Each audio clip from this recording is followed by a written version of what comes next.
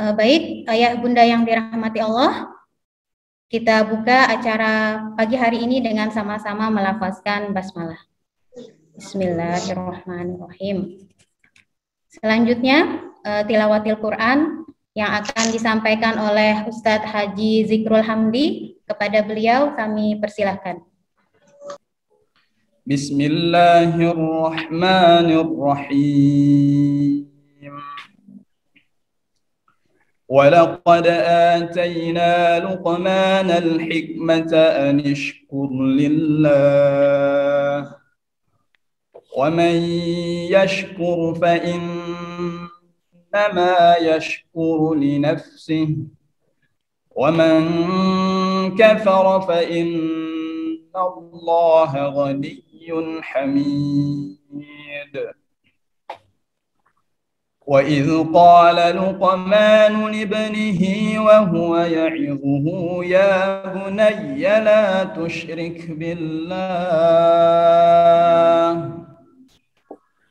تُشْرِكْ بِاللَّهِ إِنَّ الشِّرْكَ لَظُلْمٌ عَظِيمٌ. Baik, selanjutnya mari kita dengarkan bersama lagu Kebangsaan Indonesia Raya dan Mars PKS.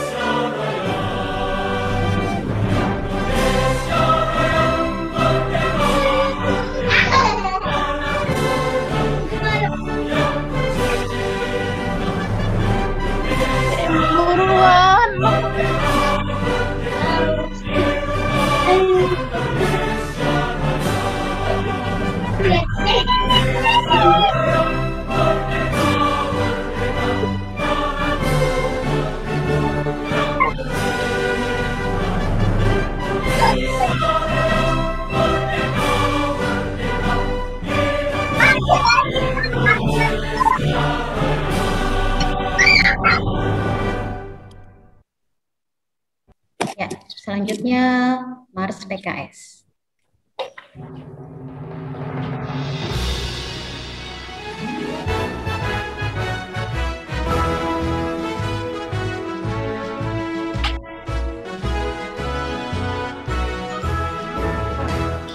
Dalam naungan ridho ilahi, marilah kita terus berjuang dalam Bhinneka Tunggal Ika, merajut harmoni bangsa. Dalam semangat untuk berkhidmat menuju cita-cita dan mulia, bagai cahaya dalam kegelapan, menyambut datangnya harapan. Partai Keadilan Sejahtera hadir untuk membela rakyat, menata Ibu Pertiwi, mencipta peradaban mulia. Partai Keadilan Sejahtera tak lelah terus berjuang dengan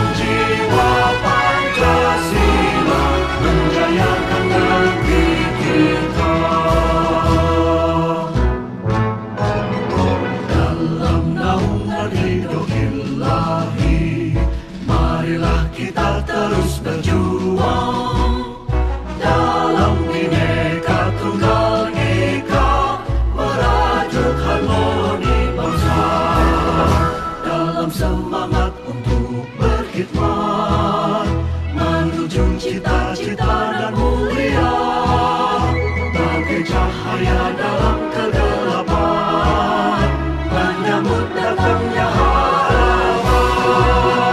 Partai Keadilan Sejahtera hadir untuk membela rakyat, menata ibu pertiwi, mencipta peradaban mulia.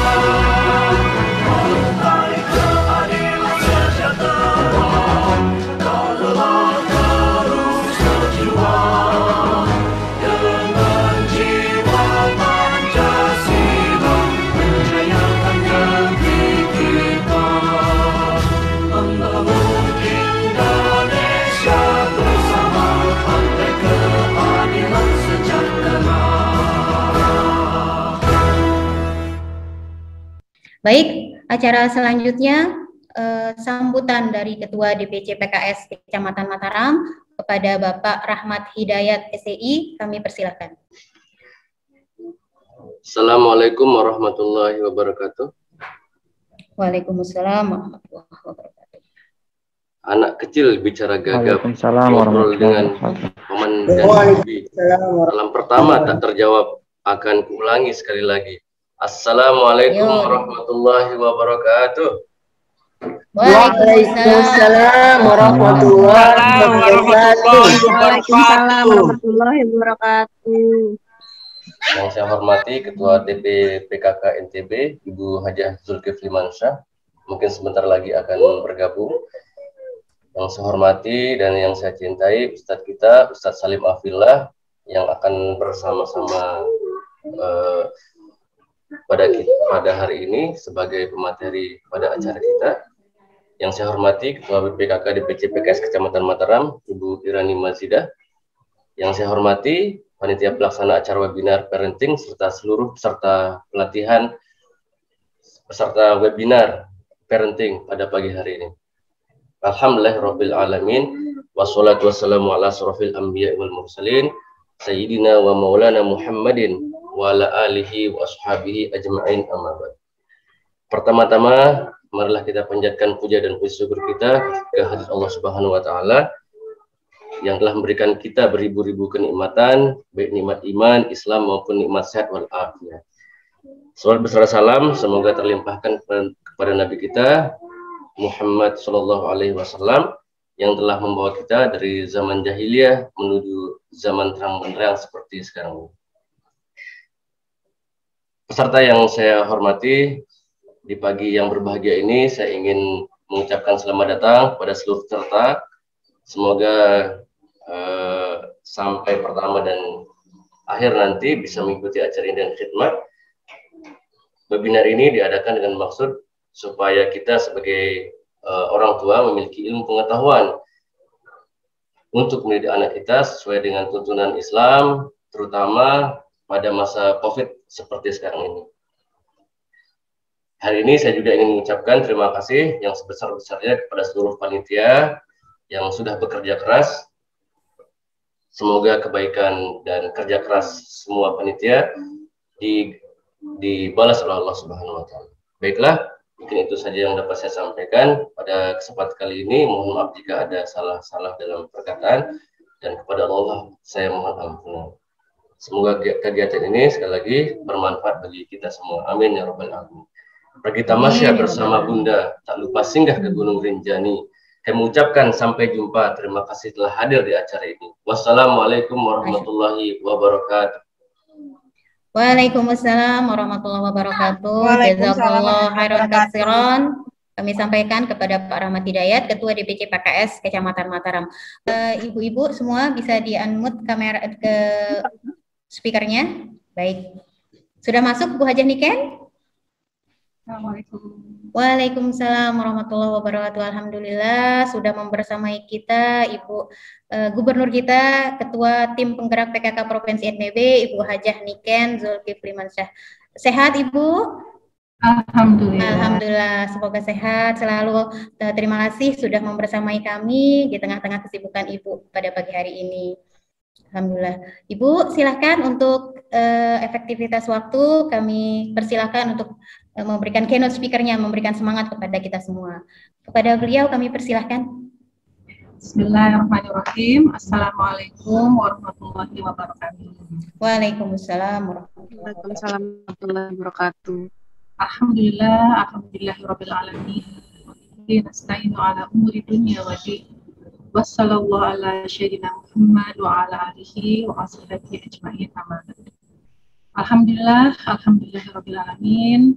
Yang saya hormati Ustadz Salim Afillah rahimahullah yang sudah hadir mungkin ya.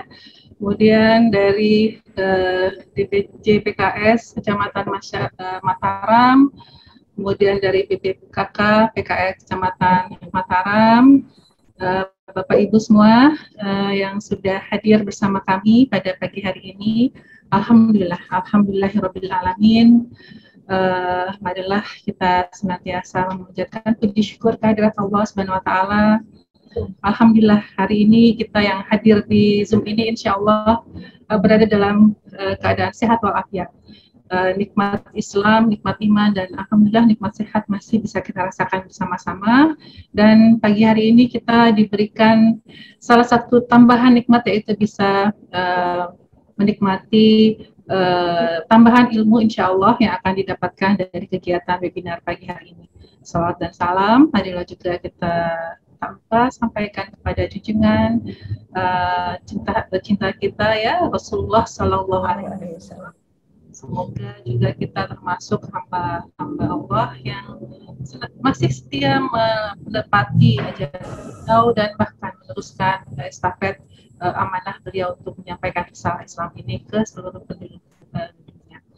Bapak Ibu, alhamdulillah hari ini kita akan belajar, akan menikmati ya suguhan ilmu yang disampaikan dalam webinar ini tentang seni mendidik anak milenial di masa COVID-19 ya. Alhamdulillah insya Allah ini adalah sebuah topik yang senantiasa akan selalu kita tunggu-tunggu ya, selalu kita ingin belajar ya, karena yang namanya ilmu, yang namanya pengetahuan itu tidak pernah rasanya cukup ya, selalu berganti dan berubah setiap saat. Dan insya Allah hari ini juga topiknya sangat penting ya, mendidik anak milenial ya di masa COVID-19 ya. Jadi kalau mengenai masalah anak milenial sendiri,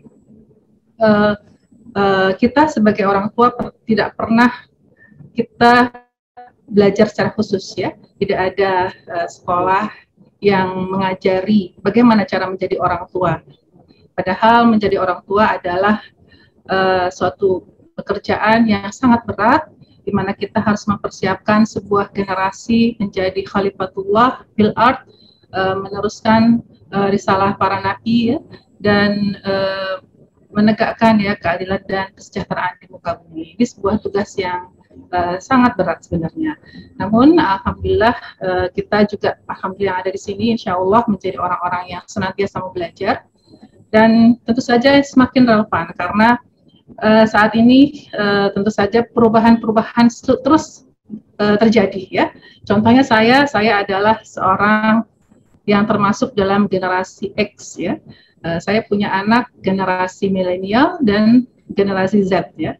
Generasi X itu lahir tahun sekitar 60 sampai tahun 80-an ya. Kemudian tahun 80-an sampai tahun 2000 itu 1995-an itu generasi Y atau milenial. Kemudian di bawah itu 95 atau 2000-an ke bawah adalah generasi Z ya. Jadi saya sebagai seorang ibu di generasi X memiliki anak generasi milenial atau Y dan memiliki berusia generasi Z ya. Setiap generasi ini memiliki karakteristik masing-masing ya, dan kita tentu saja kalau kita tidak belajar, tidak mengetahui caranya, juga tidak mengupdate pengetahuan kita, dikhawatirkan kita akan terjadi gap yang sangat besar yang tentu saja tidak bisa membuat kita bisa melaksanakan tugas kita sebagai orang tua tadi dengan baik. Dan ini menjadi sangat penting juga karena di Indonesia saat ini jumlah penduduknya adalah didominasi oleh generasi milenial dan generasi Z tadi ya. Jadi kalau kita lihat 34% itu jumlah penduduk Indonesia itu generasi milenial ya, yang tentu saja mereka memiliki karakteristiknya sendiri, yaitu sangat update dengan gadget. Mereka lahir sudah ada HP ya, sudah ada internet ya. Jadi mereka adalah generasi yang sejak lahir sudah berada dalam situasi seperti ini.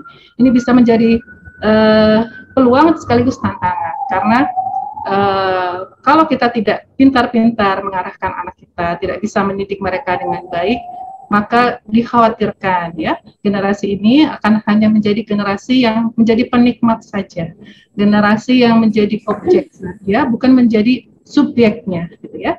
Nah untuk itu memang diperlukan ilmu ya, bagaimana supaya anak-anak kita ini nanti menjadi pemain, bukan menjadi pembeli ya, menjadi penjual, menjadi orang yang memproduksi sesuatu, orang yang meng-create sesuatu, bukan hanya menjadi penikmat saja. Nah ini juga tantangan buat para orang tua agar bisa mengarahkan anak-anaknya.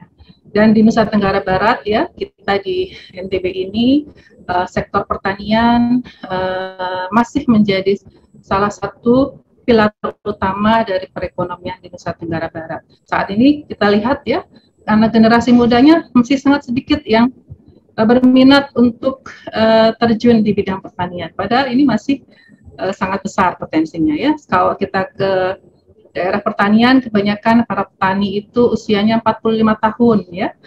Sementara anak-anak mereka yang muda-muda tidak berminat untuk menjadi petani lagi ya. Ini sebuah tantangan karena siapa lagi nanti akan menggantikan para petani ini ya ketika mereka sudah pensiun dan lain-lain. Padahal ini adalah peluang dan menjadi pilar utama, terutama kita di Nusa Tenggara Barat. Dan kegiatan ini saya pikir juga sangat penting ya, karena kita akan menjadi orang tua yang juga diharapkan tadi meneruskan misi kita, menjadikan anak-anak kita khalifatullah fil ardh, menjadi wakil Allah, pemimpin yang mengendalikan bumi ini dengan baik. Nah, supaya bisa menjadi pemimpin yang baik ya, yang mengerti untuk apa dia berada, diciptakan dan memberikan kemanfaatan, tentu saja harus ada fondasi-fondasi yang saya pikir juga harus kuat ditanamkan. Ini juga yang insya Allah kita akan dapatkan dari Ustadz Salim Al-Billah ya. Mudah-mudahan banyak ya yang bisa kita peroleh. Dan ini juga saya pikir pembicaraan hari ini jadi sangat menarik karena kita juga menghadapi situasi di mana kita berada dalam pandemi COVID-19 ya. Tantangan-tantangan tadi dihadapkan dengan kondisi bahwa pandemi terjadi di saat ini, dan seperti pandemi-pandemi yang lalu, pandemi tidak serta-merta cepat ya berakhir ya. Tahu sampai kapan ini terjadi. Ya, ini juga akan sudah mengubah banyak kebiasaan-kebiasaan kita, mengubah banyak praktek-praktek ya yang terjadi di masyarakat. Kalau kemarin ya sebelum pandemi kita sudah diberi tantangan untuk up to date dengan 4.0, maka dengan pandemi ini kita dipaksa dipercepat lagi untuk belajar semua tentang itu. Saat ini sekolah-sekolah tidak lagi sekolah-sekolah konvensional ya, artinya harus ada sekolah, harus ada ruangan kelas ya, harus hadir di sekolah. Tapi saat ini mungkin Ibu dan Bapak sekalian juga sudah melihat bahwa sekarang banyak sekali sekolah-sekolah online, bahkan untuk tingkat PAUD, SD, SMP, SMA ya.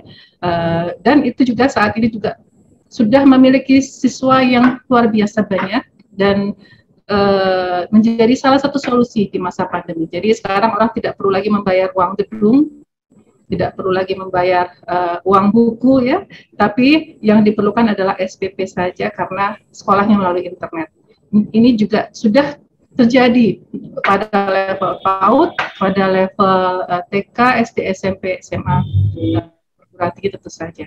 Nah, ini tentu saja menjadi perhatian kita semua, bagaimana kita menjadi orang tua yang beradaptasi pula dengan perkembangan ini dan tanpa mengurangi nilai-nilai pokok yang harus kita sampaikan kepada anak-anak kita, karena merekalah ya yang nantinya akan menjadi pengganti kita, penerus risalah ini, dan bahkan menjadi pemimpin kita nanti di masa yang akan datang. Selamat untuk DPC PKS Kecamatan Mataram untuk pelaksanaan acara hari ini. Terima kasih untuk Ustadz Salim Abdullah untuk kesediaan silaturahimnya kepada kami di Nusa Tenggara Barat, dan juga untuk panitia sukses, dan juga untuk kita semua, semoga kita selalu menjadi orang-orang yang semangat untuk survive dan tentu saja melewati pandemi ini dengan penuh hikmah ya, keberhasilan juga, termasuk dalam golongan orang-orang yang sukses. Amin ya Rabbi. Dan terima kasih banyak atas undangannya untuk bergabung. Semoga bermanfaat. Billahi taufiq. Assalamualaikum warahmatullahi wabarakatuh. Waalaikumsalam warahmatullahi wabarakatuh. Terima kasih banyak kami sampaikan kepada Ibu Hajah Niken, Ibu untuk anak-anak NTB. Insya Allah dengan semangat ini kita menjadi orang tua yang selalu up to date, gitu ya, karena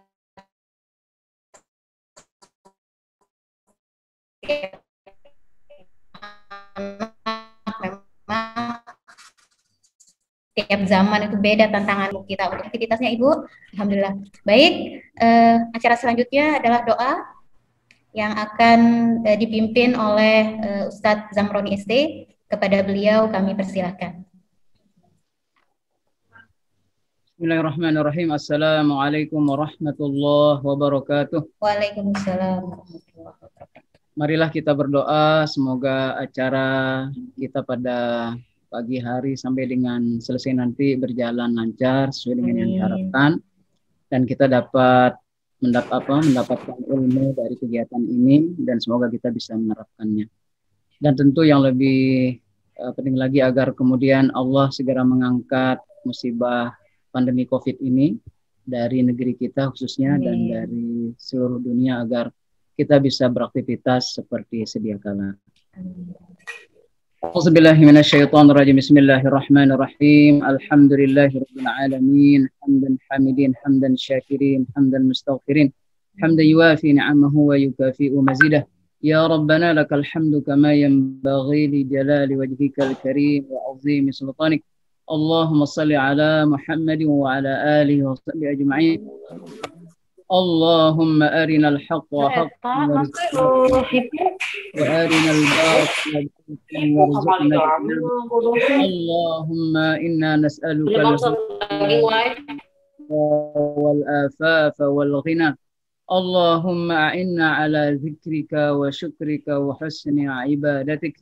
Allahumma ij'al jam'ana hadza jam'an mubarakan marhuma wa tafarruqana min ba'di hadza tafarruqan ma'suma. Allahumma rabbana hab lana min azwajina wa zaina Allahumma wa ahli wa dhayr. Allahumma ja'alna wa ahlana min ahli al-khair wa la taj'alna wa ahlana min ahli as-su'i wa dhayr. Allahumma rabbana inna hadza du'ana kama amartana fastajib du'ana kama wa'adtana innaka la tukhliful mi'ad.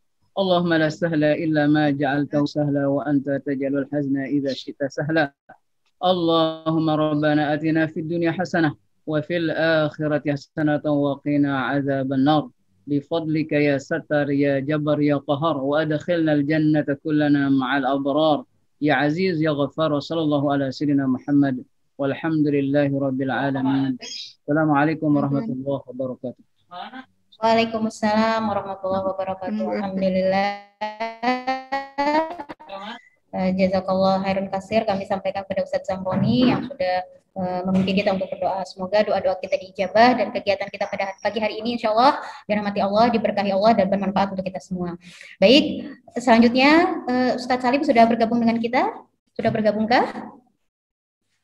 Tadi informasinya beliau dalam perjalanan menuju studio. Sebentar, kami cek dulu. Masih menunggu Ustadz dalam perjalanan menuju studio. Baik, kita tunggu ya, Ayah dan Sudah, Bunda. insya Allah. Sudah siap? Bisa di shoot kembali. Alhamdulillah Ustadz Salim sudah bersama kita, Masya Allah. Sehat Ustadz? Alhamdulillah. Alhamdulillah, ahlan wa sahlan. Sudah membersamai kami walaupun virtual Ustadz. Terakhir kelompok 2015 ya Ustadz ya? 2015 atau 2016? 2018. Oh 2018. 2018. Alhamdulillah.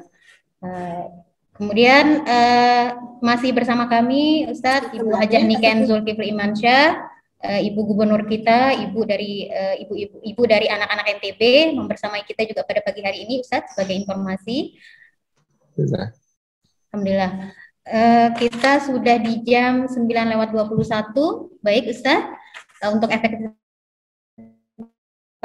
waktu kami persilahkan Ustadz untuk 45 menit ke depan untuk menyampaikan materinya kepada kita semua. Kepada Ustadz kami persilahkan. Alhamdulillahi haqqa hamdi, alhamdulillahi hamdan katsiran tayyiban mubarakan fi, nahmaduhu wa nasta'inuhu wa nastaghfiruhu wa nastahdihi wa natubu ilaih. Wala na'budu illa iyyahu wa natawakkalu alaih. Allahumma wassalli wa sallim wa barik ala sayyidina wa habibina wa syafi'ina wa maulana Muhammad wa ala ali wa ala ashabihi wa dzurriyyatihi wa man sara ala nahji wa sanna bi sunnatihi wa ihtada bi hadi ila yaumi liqa'i rabbih. Ba'd. Hadratul mukarramin, hadratul afadil yang kami hormati, khususnya ibunda kita semuanya, Ibu Niken Zulkifli Imansyah, yang berkenan membersamai acara webinar parenting DPC PKS Mataram yang diselenggarakan pada pagi hari ini, yang kami hormati segenap pimpinan dan pengurus PKS di Nusa Tenggara Barat, mungkin ada yang hadir dari wilayah, dari daerah, maupun juga tentu dari DPC Mataram. Barakallahu fikum. Seluruh peserta hadirin hadirat rahimani wa rahimakumullah. Puji syukur kita haturkan kehadirat Allah Subhanahu wa taala atas limpahan karunia-Nya. Kita dihimpun di dalam majelis ilmu meskipun hanya secara daring, secara online, insyaallah tidak mengurangi semua keutamaan bermajelis ilmu yang bisa kita raih dari sisi Allah Subhanahu wa taala. Semoga setiap langkah yang kita tempuh hari ini menjadi pemudah jalan kita semua menuju ke surga, dan semoga duduk kita semua termasuk taman di antara taman-taman surga, tempat Allah mencurah-curahkan rahmat-Nya, menaungkan sayap-sayap malaikatnya, menurunkan sakinah ke dalam hati kita, dan menyebut-nyebut nama kita semua dengan bangga pada makhluk-makhluk mulia yang ada di sisinya.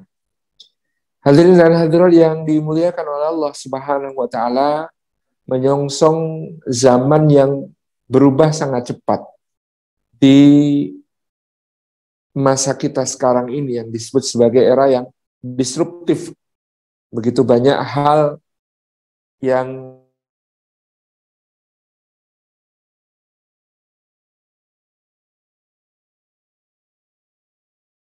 lapangan pekerjaan yang berubah dari apa yang akan dihadapi anak-anak kita kelak. Dunia dengan perkembangan yang sedemikian cepatnya, maka menjadi renungan bersama bagi kita apa yang disampaikan oleh Allah Subhanahu wa taala di dalam surat An-Nisa ayat yang ke-9. Allah menyatakan, A'udzubillahi minasyaitonir rajim.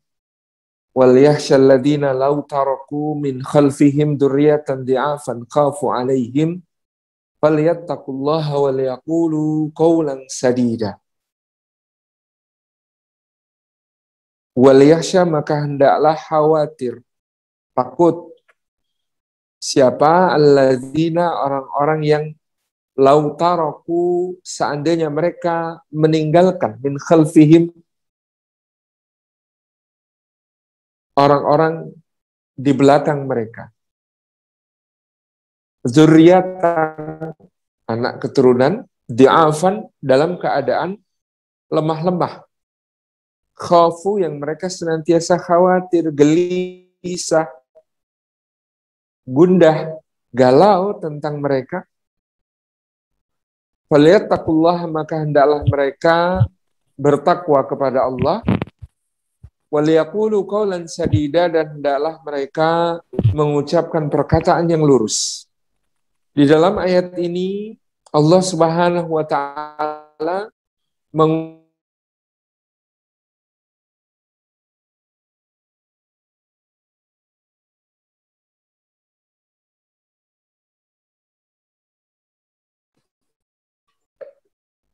dia mood itu speakernya Ustaz. Di dalam ayat ini Allah Subhanahu wa taala menyampaikan kepada kita yang pertama adalah kekhawatiran para orang tua. Kekhawatiran kita semua. Yang kedua, Allah menyampaikan tentang bahaya yang dihadapi anak-anak kita. Dan yang ketiga, Allah menyampaikan siapa bisa kita tempuh. وَلْيَخْشَى الَّذِينَ لَوْ تَرَكُوا مِنْ خَلْفِهِمْ ذُرِّيَّةً ضِعَافًا خَافُوا عَلَيْهِمْ فَلْيَتَّقُوا اللَّهَ.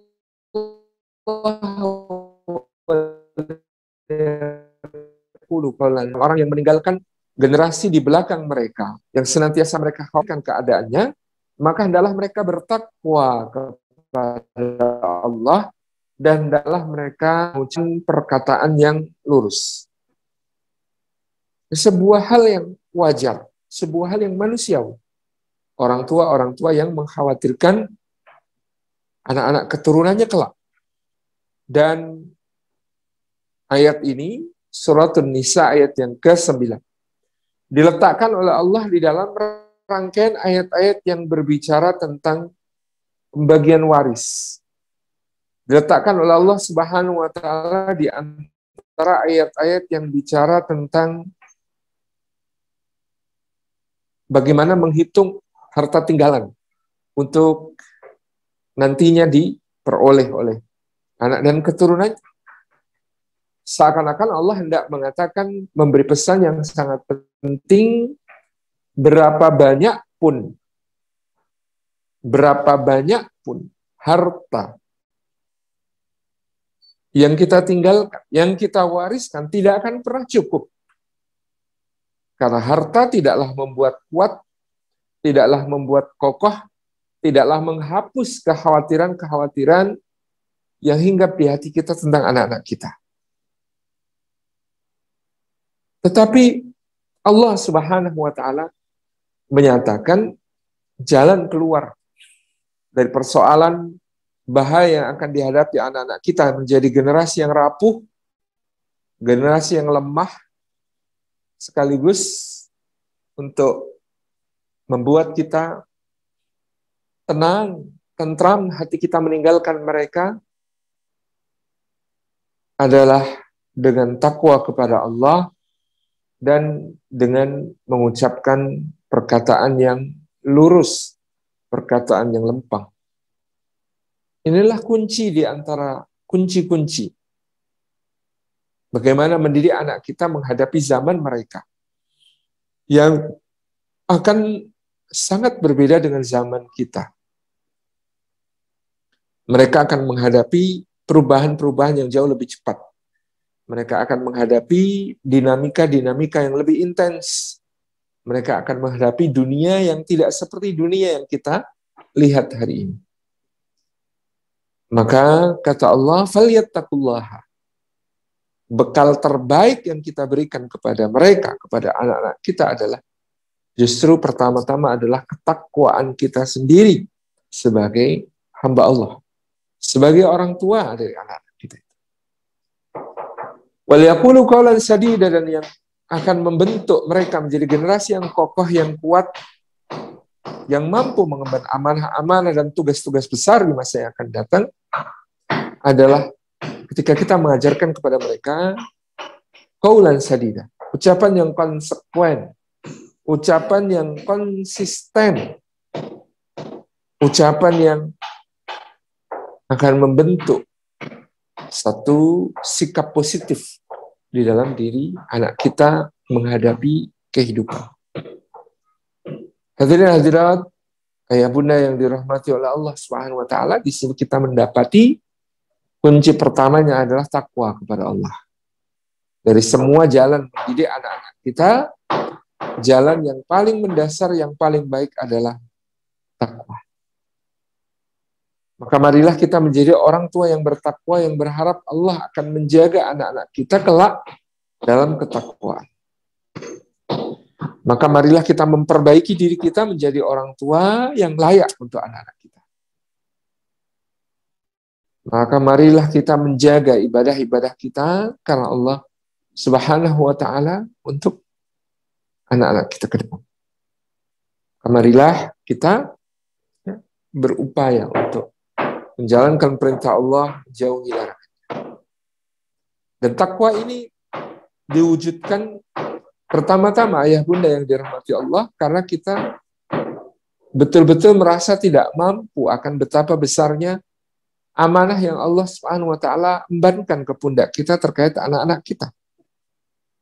Allah mengatakan, ya ayyuhalladzina amanu qu anfusakum wa ahlikum nara. Wahai orang-orang yang beriman, jagalah dirimu dan keluargamu dari api neraka. Wa quduhan nas wal hijarah 'alaiha malaikatun ghiladun shidad la ya'sunallaha ma amarahum wa yaf'aluna ma yu'marun. Sadaqallahul adzim. Bahwasanya Allah memberikan amanah kepada kita untuk menjaga diri kita dan keluarga kita dari api neraka. Tidak sekedar memerintahkan kita untuk bisa membawa diri kita, memasukkan diri kita dan juga keluarga kita ke dalam surga. Allah tidak mengatakan ya ayyuhalladzina amanu adkhilu anfusakum wa ahlikum jannah. Tidak sekedar masuk surga, tapi jagalah dari api neraka. Karena kan kalau masuk surga itu ada beberapa jalur. Jalur pertama masuk surga tanpa hisab. Masya Allah, kita sangat berharap termasuk yang demikian. Jalur kedua masuk surga dengan hisab, dihisab amalnya, ternyata amal baik lebih banyak pada amal buruk. Dia pun masuk surga. Yang ketiga, ketika dihisab, ternyata amal buruknya lebih banyak daripada amal baik. Meskipun dia masih tetap beriman kepada Allah. Maka sebelum diizinkan untuk masuk ke surga Allah, sebagai keredoannya akan keimanan yang dia miliki, maka dia diharuskan membersihkan dirinya, mensucikan dirinya dengan memasuki api neraka terlebih dahulu. Alhamdulillah. Ketika Allah hanya mengatakan masukkan dirimu dan keluarga yang dalam surga, 3 jalan ini mungkin. Tapi ketika Allah mengatakan ku anfusakum wa ahlikum nara, maka hanya 2 yang awal akan menjadi jalan itu. Jadi masuklah surga tanpa hisab atau amal saleh mulai banyak daripada amal saleh. Demikian pula hadis Nabi Sallallahu Alaihi Wasallam, Rasulullah SAW menyampaikan kullu mauludin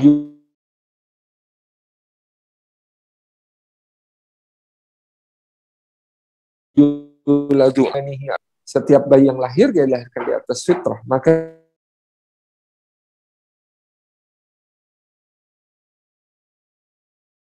kedua yang akan diminta pertanggungjawaban oleh Allah kalau yuhawidanihi, menjadikannya Yahudi, au yunassiranihi, atau menjadikannya Nasrani, au yuwajjisanihi, atau menjadikannya Majusi. Tidak ada kata-kata au yusallimanihi, atau menjadikan dia Islam. Sebab at-tauhid, al-Islam, as-sirat al-mustaqim, al-mu'ahadah, semua itu adalah makna dari al-fitrah. Fitrah itu ya tauhid, fitrah itu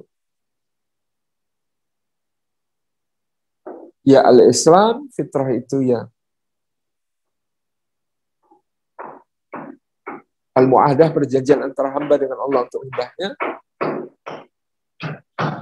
fitrah itu ya as-siratal mustaqim, jalan yang lurus yang kita mohon setiap hari paling tidak 17 kali kepada Allah Subhanahu wa taala di dalam setiap rakaat salat kita, dalam salat Al-Fatihah kita, as-siratal mustaqim. Ini karena menyadari tanggung jawab yang sangat besar ini, maka tidak ada yang bisa kita lakukan kecuali berdoa dan menyerahkan anak kita ini kembali kepada Allah Subhanahu wa taala, sebab hanya Allah yang mampu menjaganya 24 jam sehari, yang mampu membimbingnya 24 jam sehari, yang mampu untuk terus mengawasinya 24 jam sehari, sementara kita adalah makhluk yang sangat lemah dari melakukan semua itu. Kembalikan anak kita kepada Allah, titipkan anak kita kepada Allah, karena Allah adalah sebaik-baik pendidik. Karena Allah adalah sebaik-baik yang memberikan takdib, seperti yang dikatakan Rasulullah SAW, Adabai Rabbi fa ahsana ta'dibi. Allah Subhanahu wa taala memberikan pengajaran adab kepadaku, kata Nabi SAW. Maka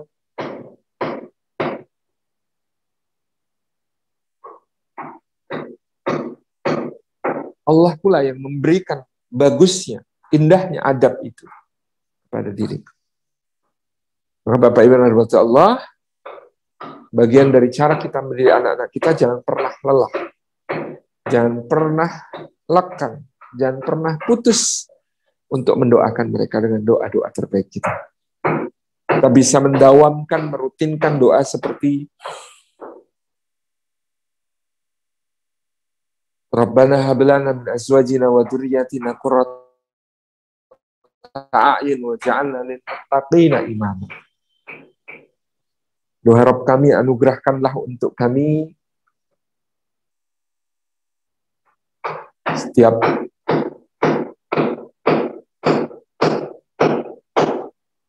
istri kami, pasangan kami, anak keturunan kami, semuanya menjadi penyejuk mata bagi kami, dan jadikanlah kami imam bagi orang-orang yang bertakwa. Ini sekaligus kembali kepada nilai yang tadi sudah kita bicarakan. Falyattaqullaha. Doa untuk anak-anak kita supaya mereka menjadi insan-insan terbaik. Qurratu a'yun. Kata para ulama, kata qurrah ain lebih dari sekedar cinta. Kata qurrah ain adalah menjadikan anak-anak kita orang-orang yang diridhai Allah dan diridhai oleh kita. Jadikan anak-anak kita menyejukkan mata setelah sebelumnya menyejukkan hati. Mereka menjadi anak-anak yang hatinya beriman. Kemudian anggota badannya semuanya taat kepada Allah, tunduk, sujud. Dan mereka menampilkan akhlak mulia kepada kita. Menampilkan akhlak mulia di dalam setiap perangai dan tutur katanya. Ini doa qurratu a'yun. Rabbana hab lana min azwajina wa dzurriyyatina qurrata a'yun waj'alna lil muttaqina imama. Dan jadikanlah kami orang-orang yang bukan sekedar bagian dari orang yang bertakwa, tapi imamnya orang bertakwa. Doa ini, kata para ulama, doa yang unik. Karena biasanya kita berdoa dengan sigat yang tawadhu. Waj'alni minal muttaqin, waj'alni minal mutatahhirin, waj'alni min warathati jannatin na'im. Waj'alni min ibadikas shalihin. Dan jadikanlah aku ya Allah, semoga termasuk di antara orang-orang yang salah, termasuk di antara yang mewarisi jannatun na'im, termasuk di antara itu kaum yang memiliki keutamaan berupa takwa di dalam hatinya. Di Dalam doa takwa ini kita tidak mengatakan waja'alna minal muttaqin, akan tetapi kita mengatakan waja'alna lil muttaqina, jadikanlah kami imamnya orang-orang bertakwa. Ya bunda yang dirahmati oleh Allah Subhanahu wa taala, ini menunjukkan kita ingin diri kita menjadi orang bertakwa, seluruh keluarga kita menjadi orang bertakwa, dan kita satu sama lain hidup di dalam takwaan kepada Allah Subhanahu wa taala yang akan menjadi penjaga, sebaik-baik penjaga bagi keluarga kita. Nah, ini doa yang tidak pernah boleh kita lepaskan. Demikian pula jangan hanya mendoakan mereka di saat kesusahan, tapi doakanlah anak-anak kita di saat mereka bergembira, di saat mereka berbahagia, di saat mereka sedang bersenang-senang dengan, mungkin kalau orang tua kita dengan cucunya. Saat itu jadi sebuah hal yang sangat indah kalau kita tetap mendoakan yang terbaik untuk mereka. Demikian pula baik di saat kita ridho, senang bersama mereka, tapi ada kondisi-kondisi juga di mana kita marah, mungkin kita emosi, karena darah, karena apa yang dilakukan oleh anak-anak kita. Dan pada saat seperti itu, jangan pernah lelah untuk mendoakan yang baik dan hindari dari mengucapkan doa-doa yang buruk. Sebagaimana pernah diceritakan oleh Imamul Harami, Syekh Abdurrahman As-Sudais rahimahullah ta'ala, beliau bercerita ketika kecil,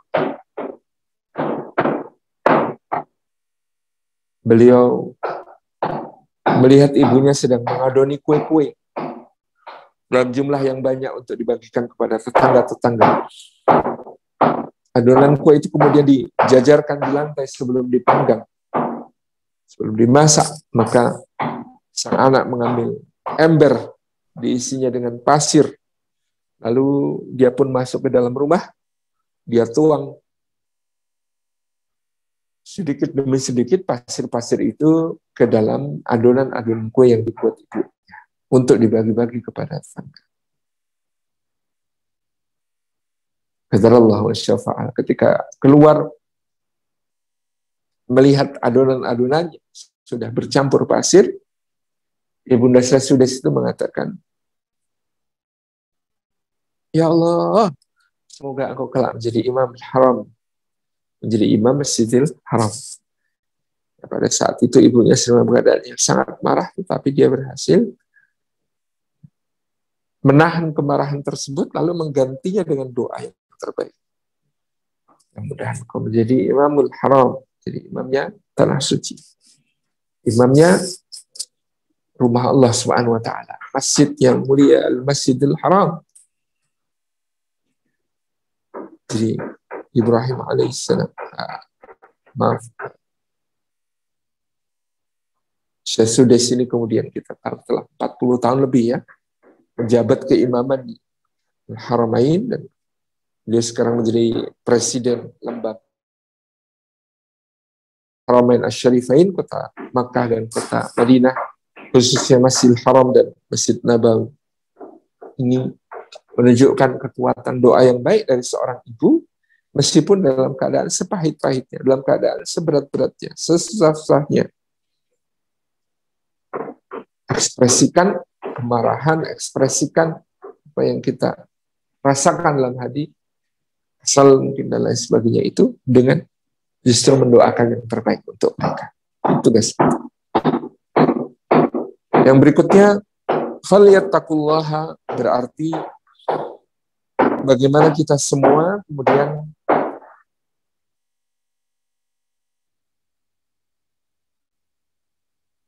mencoba untuk menjaga ibadah-ibadah kita, menjaga syiar-syiar mahdah maupun ghairu mahdah kita, supaya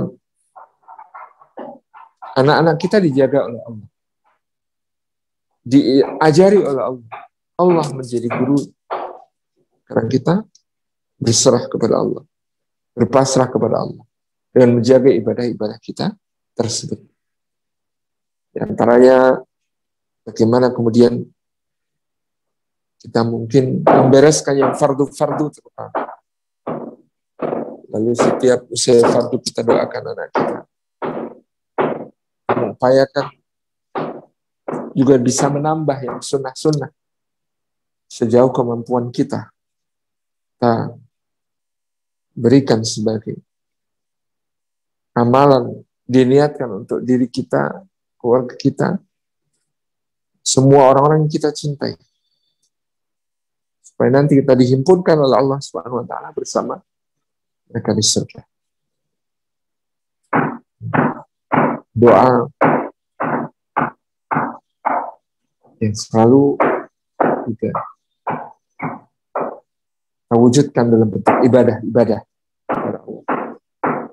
Yang sunnah bisa kita tunaikan, menambah yang wajib, ya, mulai dari sholat-sholat yang sunnah, mana yang kita pilih untuk kita prioritaskan, diamalkan saat ini, mana yang bisa kita tunda untuk kita amalkan nanti.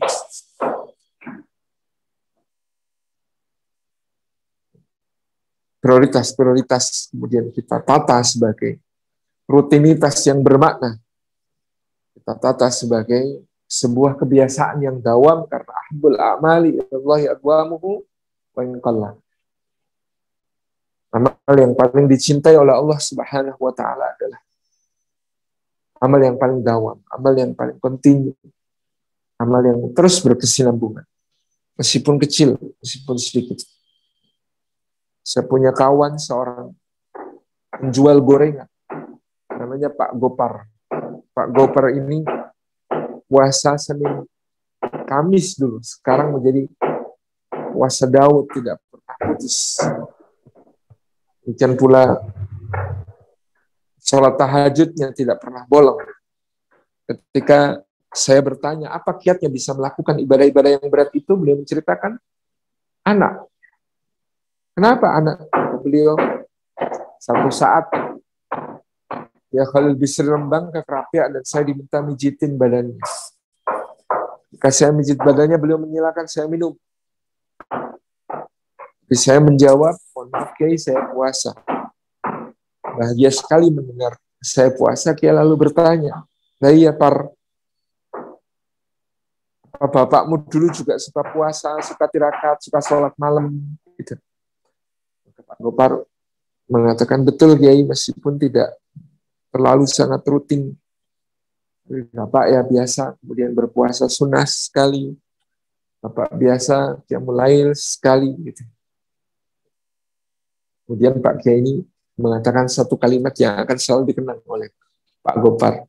Yaitu, la iya loh Pak. Bapakmu prihatin, bapakmu tirakat, bapakmu jahadah, ibadah saja. Kamu jadinya seperti inilah. Bagaimana anak cucumu kelak kalau kamu tidak?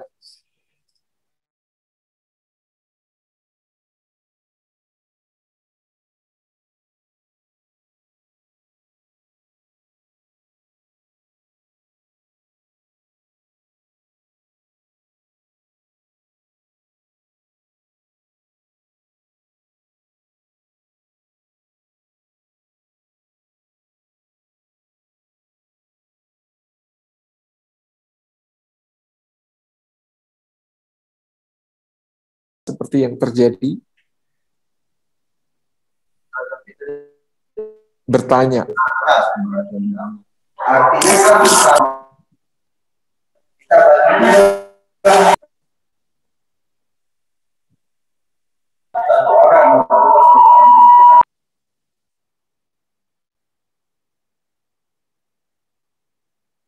Bertanya kemudian dijawab oleh Khidir. Di bawah dinding ini terdapat simpanan harta yang sangat banyak untuk dua anak yatim di kota tersebut. Kamu mau, kata Musa, niscaya kamu bisa ambil upah untuk pekerjaan. Tapi tidak. Apa yang dilakukan Khidir alaihissalam adalah ketentuan Allah, ketetapan Allah. Dan apa alasannya sampai Allah mengirim dua orang nabi dan rasul Bahkan salah satunya Rasul Ulul Azmi, satu dari 5 Rasul paling mulia di sisi Allah Subhanahu wa Ta'ala sepanjang zaman. Kemudian dikirim untuk menyelamatkan harta bagi 2 anak yatim. Apa keutamaan 2 anak yatim itu sehingga Allah mengirimkan 2 di antara utusan terbaiknya tersebut? Baru datang Para ulama mengatakan alasan sederhana. Wa kana abuhuma salihan, dan adalah bapak dari 2 anak yatim tersebut orang saleh. Karena bapaknya saleh, Allah sampai mengutus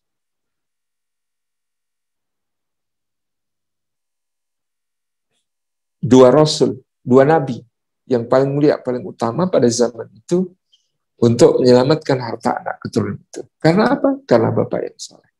Sebagian ulama bahkan mengatakan dalam tafsir mereka yang dimaksud wa kana abuhuma salihan, dan adalah bapak mereka dahulu orang saleh, itu dikatakan bukan ayah langsung, tetapi kakek ke-7, sambung sinambung 7 keturunan, tidak akan terhalang selama keimanannya masih hidup.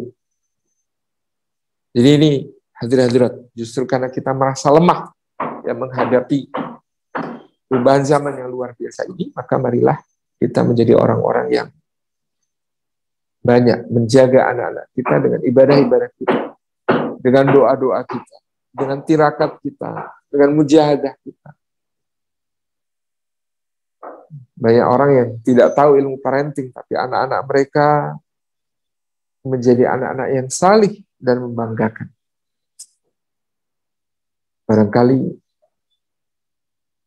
ini semua karena buah ketakwaan dan juga penghormatan kepada ketakwaan dan ahli takwa. Seorang kawan yang dari sisi ilmu, pengetahuan, ya, tentang berbagai ilmu agama mungkin tidak banyak. Tapi anak-anaknya tumbuh menjadi anak-anak yang salih, tumbuh menjadi anak-anak yang faham, anak-anak yang berbakti. Karena dia menjaga dirinya, ya, asupan keluarganya dari halal, ini juga adalah salah satu bentuk takwa. Dia suka menolong anak yatim, berbagi dengan anak-anak yang kurang beruntung, memberikan kepada mereka kebaikan-kebaikan yang luas. Dengan itulah Allah menjaga anak-anak mereka. Falyattaqullah, maka hendaklah kita bertakwa kepada Allah supaya anak-anak kita ini kelak menjadi anak-anak yang insya Allah mampu mengemban tugasnya. Kemudian hadirin-hadirat yang dimuliakan oleh Allah Subhanahu wa taala, Allah mengatakan waliyaqulu qawlan sadida, dan adalah mengucapkan perkataan yang lurus, perkataan yang konsisten, perkataan yang konsekuen. Ya bunda yang dirahmati oleh Allah Subhanahu wa taala, betapa pentingnya hari ini untuk membangun kekokohan jiwa anak dengan kata-kata yang tulus sekaligus benar, dan kata-kata yang baik sekaligus bisa mendatangkan kemanfaatan, dan dilakukan dengan cara yang baik, cara yang apik, cara yang indah di waktu yang tepat. Itu kunci yang sangat besar. Hadirat yang dimuliakan Allah, waliyaqulu qawlan sadidah, adalah mengatakan perkataan yang lurus, tentu juga dimulai dari kejujuran dan kesiapan untuk menanggung kesalahan-kesalahan. Rasulullah SAW memuji dan mengisahkan seorang bapak yang disebut sebagai ahli surga. Karena bapak ini kalau pagi dia menggantungkan sebuah cambuk di atas pintu rumahnya, dan dia berkata kepada setiap yang akan pergi dari rumah, "Nak, kalau kalian melihat ayah kalian melanggar apa-apa yang dilarang oleh Allah Subhanahu wa taala, maka kalian masing-masing punya hak untuk memukul ayah kalian dengan cambuk ini. Tapi sebaliknya, kalau ayah yang menemukan kalian melakukan hal-hal yang tidak sepantasnya, maka ayah pasti akan menghukum kalian juga dengan cambuk ini, seperti ini. Perkataan yang konsekuen, yaitu bahwa kalau dia yang salah, dia berhak mendapat hukuman juga dari anak-anaknya. Kalau anak-anaknya salah, maka kemudian saya ini akan berjuang untuk kemudian memberikan yang terbaik kepada anak-anak.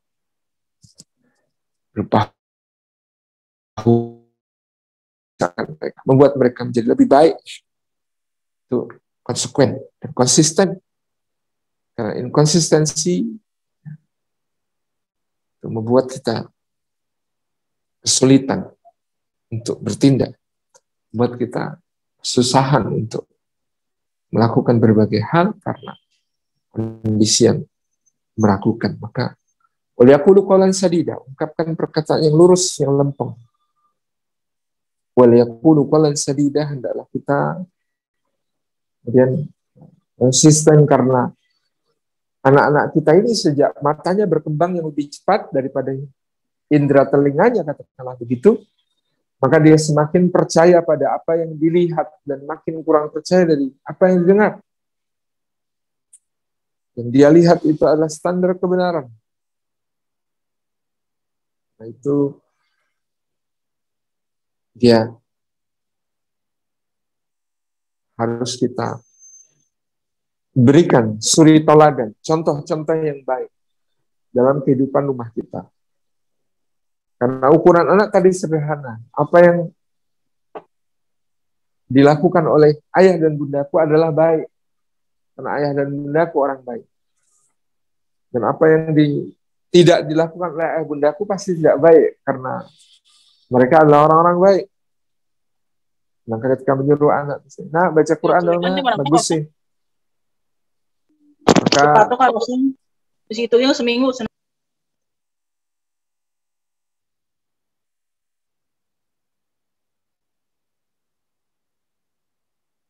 Itu menjadi yang dilakukan, yang dicontoh, yang diteladani. Apa yang dilakukan? Nak baca Quran, nak nggak mau. Kenapa baca Quran itu nggak baik? Apa buktinya nggak baik? Ya, ayahku nggak pernah. Apa yang tidak pernah dilakukan ayahnya bukanlah hal yang baik menurut. Nak jangan ambil barang dengan kaki, nak itu nggak sopan. Kata si anak, sopan. Ini aku ikut ibuku. Ya. Kenapa maunya ibuku sering begini? Seterusnya. Jadi ukuran mereka sederhana, apa yang kita lakukan itu baik, apa yang tidak kita lakukan itu tidak baik. Ya. Itu yang sangat penting untuk kemudian menjadi prinsip kita dalam memberikan peladanan terbaik kepada mereka. Karena pendidikan terbaik tentu adalah keteladanan. Fal yaqulu qawlan sadida. Hendaklah mengucapkan perkataan yang lurus, perkataan yang lempeng, adalah bagian dan pendidikan yang penting. Nanti kita pelajari kata-kata lurus apa yang bisa kita berikan pada saat mereka katakanlah bermain sepak bola. Kata-kata lurus apa yang bisa kita berikan kepada mereka ketika mereka sedang menikmati hobi-hobi. Kata-kata lurus apa yang bisa kita berikan kepada mereka, mereka terjatuh atau mereka mengalami kecelakaan. Latih terus kata-kata yang baik. Latih terus ungkapan-ungkapan yang baik. Ini yang akan menjadi kekuatan kita semuanya. Hadapi menyongsong masa depan anak-anak. Waliyaqulu qawlan sadida. Mengucapkan perkataan yang lurus, yang lempeng. Dimulai dari konsekuen. Jangan kita kalau melanggar ngeles selalu minta dispensasi kepada anak. Sementara kalau anak melanggar, kita tidak peduli, kita menghukum, kita menegur keras, kita marahi. Seterusnya. Yaqulu qawlan sadida, adalah mengucapkan perkataan yang lurus. Dan perkataan yang lurus itu menjadi poin penting dalam pendidikan anak kita. Usahakan tidak berbohong, tidak berdusta, menjauhi segala macam ucapan-ucapan yang buruk adalah buah dari yaqulu qawlan sadida, dan dengan semata perintahkan untuk mengucapkan perkataan yang lurus, karena tidak akan lurus hati seseorang sampai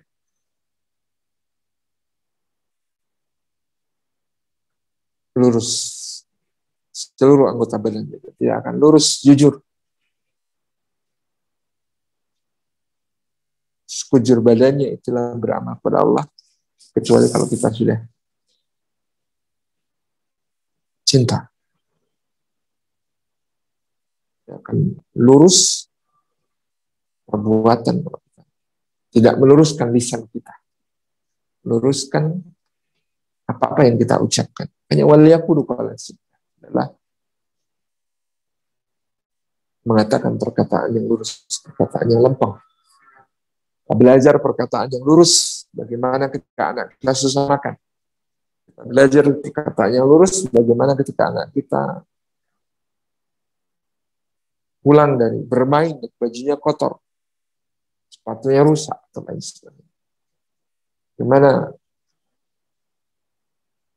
berpikir untuk menjadi yang senantiasa mencoba menegakkan kejujuran. Ketika pergi kepada anak, bukan menyelinap, tetapi pamit ya. Yang penting untuk kita lakukan kepada anak.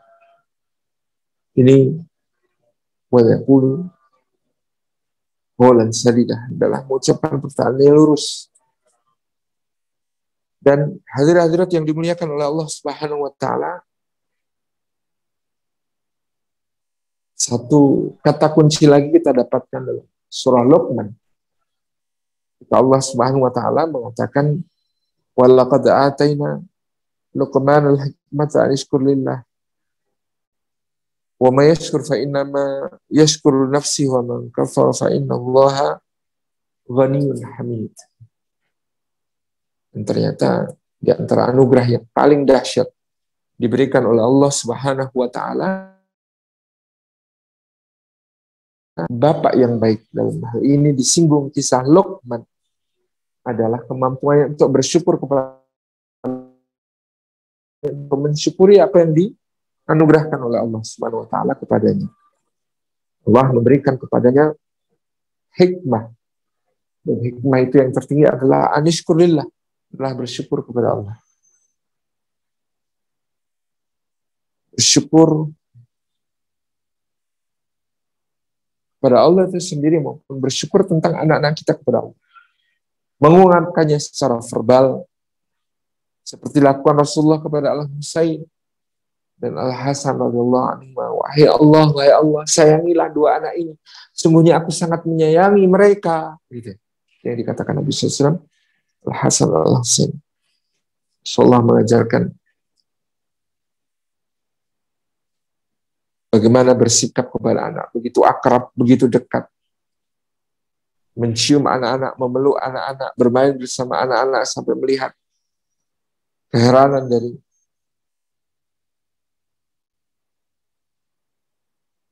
seorang Arab, bangsa Arab besar, Uyainah bin Hisn al-Fazari, yang kemudian menegur Nabi SAW, ya Rasulullah, Anda menciumi anak-anak, memeluk anak-anak. Kami tidak melakukan itu karena itulah suatu perkara yang membuat wibawa seorang bapak jatuh. Tapi tidak. Kata Nabi SAW, mereka adalah raihanatul jannah, wangian surga yang dipakai dan dicicipkan kepada kita di bumi oleh Allah. Tidak lama kemudian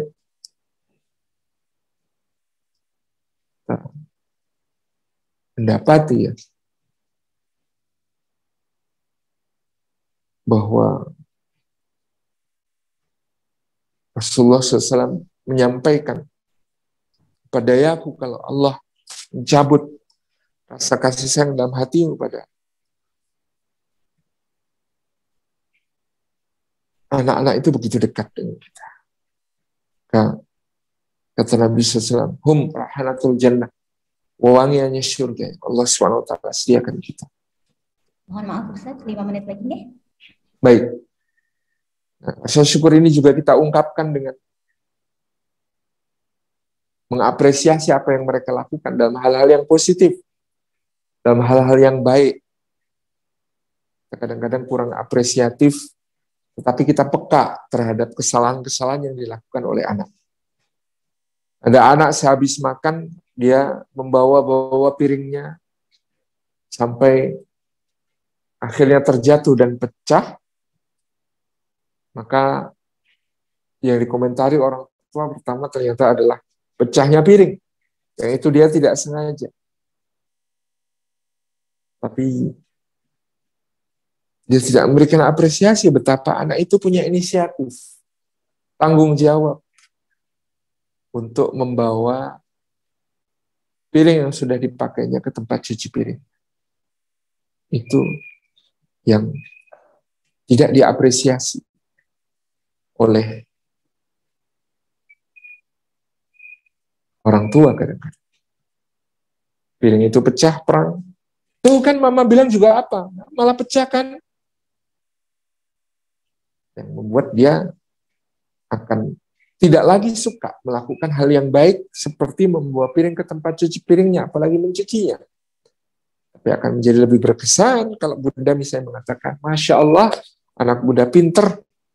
Jadi, sudah bisa bawa piringnya sendiri ke tempat cuci piring. Itu namanya anak bertanggung jawab, good job nak. Nah, kata Allah ya, piringnya jatuh, pecah. Oke, yuk mas bersihin, bunda bantu. Yang dijadikan subjek tetap adalah yang bersangkutan, karena dia adalah yang menjadi pelaku utama di situ. Ayo mas bersihkan, bunda bantu ya. Kalimatnya bunda bantu ya, meskipun mungkin yang dikerjakan bunda jauh lebih banyak daripada yang dikerjakan anak. Tapi statusnya adalah membantu, karena aktor utama dalam peristiwa ini adalah anak. Anishkurillah juga mensyukuri anak-anak kita. Jangan menghukum sebelum ada penjelasan tentang dia salah kenapa. Belum ada briefing, tahu-tahu dia kena teguran, itu di pada tempatnya. Dia baru dianggap salah dan bersalah kalau sudah ada arahan yang khusus tentang itu. Itu ya. Jadi ayah bunda yang dirahmati oleh Allah Subhanahu wa taala. Kita asah ya, rasa syukur ini kepada anak kita, hal-hal baik yang ada padanya, mari kita apresiasi, terutama effort, usaha sungguh-sungguh yang dia kemukakan di dalam melakukan berbagai hal dalam keseharian. Itu penting untuk diapresiasi. Dan kita juga penting untuk mau mendengarkan, ya, mau menyimak, mau bersegera untuk memenuhi apa yang menjadi panggilan. Sebagian di antara kita, kalau dipanggil anak, dipanggil 3 kali baru nengok, itu pun bentak. Apa sih? Bagian dari kita, anak-anaknya narik-narik sekian kali, baru nengok, itu pun dengan mengatakan, nggak lihat apa, bunda lagi sibuk. Maka anak-anak kita menjadi lebih suka ya berinteraksi dengan gadget, dengan handphone, dengan layar-layar, karena gadget itu responsif, disentuh, dipencet, dia memberi mana? Dia memberi respon. Kalau orang tuanya tidak segesik, tidak seasik itu, tentu mereka memilih gadget dan akhirnya ada kasus-kasus kecanduan gadget, kecanduan game online, kecanduan ini, kecanduan itu yang kemudian terjadi. Nah, hadirin dan hadirat yang dimuliakan oleh Allah SWT, setelah kurikulum basic value tadi, takwa dengan doa, dengan ibadah kita, ya, dengan penjagaan kita terhadap diri kita.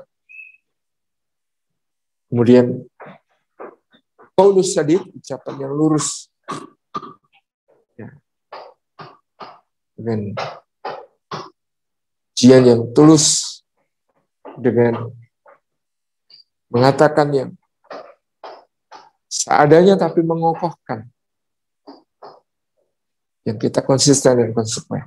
Sekaligus yang berikutnya rasa syukur, apresiatif kepada anak-anak kita, dekat, akrab kepada anak-anak kita.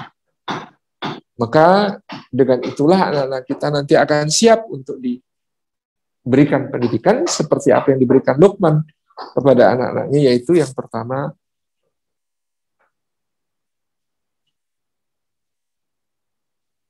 adalah tauhid. Ya bunayya la tusyrik billah.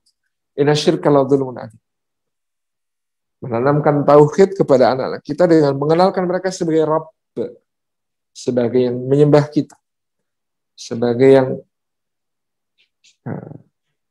kita sembah, sebagai yang menjadi sesembahan kita, yang menciptakan kita, memelihara kita, memberi rezeki, mengatur segala urusan, maka dia sesembahan kita. Nah, siapa yang menciptakan hidungmu? Indah sekali, di dalamnya ada lubang, menuju ke paru-paru, melewati tenggorokan. Disitulah kita bernafas, nafasnya dihirup, udara masuk, sampai ke paru-paru, dititip ke segala pembuluh darah. Menjadi kebaikan kesehatan untuk kita.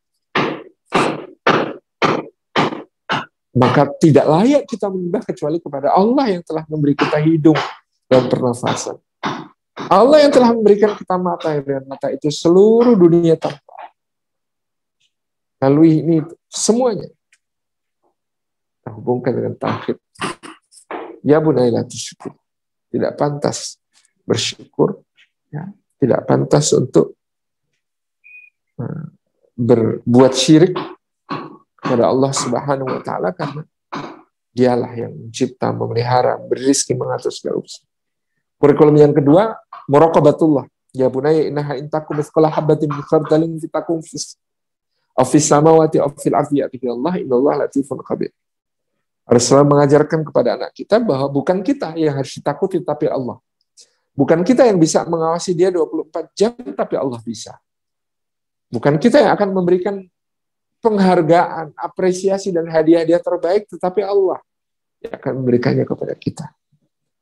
Ini adalah satu hal yang sangat penting, ya, untuk ditanamkan kepada anak-anak kita, bahkan sebelum usianya 7 tahun tadi.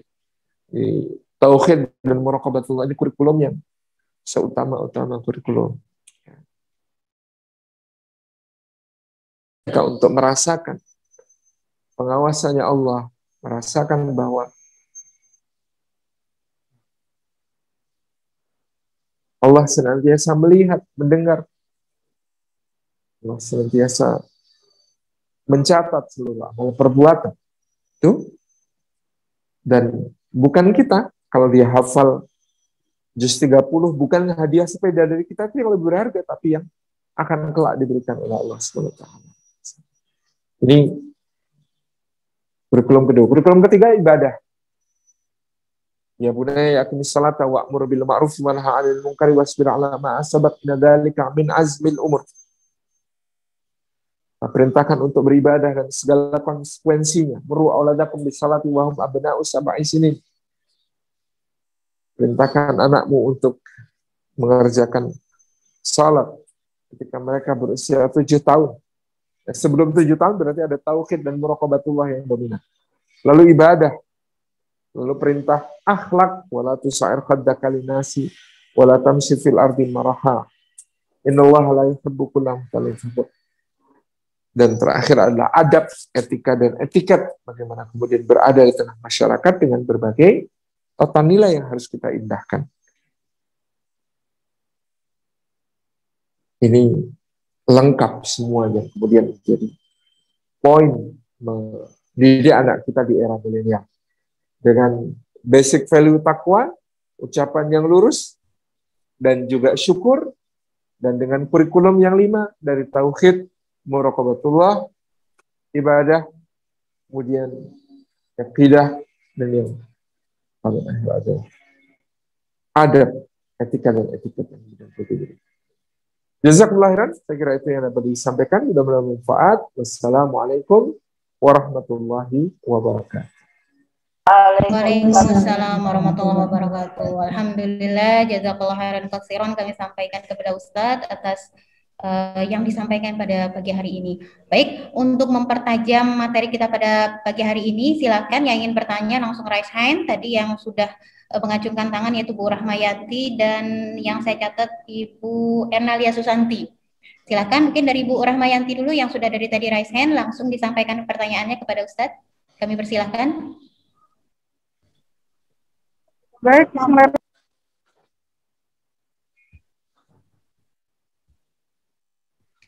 tolong di unmute lagi, Bu. Silakan. Jazakallah Ustaz atas pemaparan yang telah diberikan kepada kami.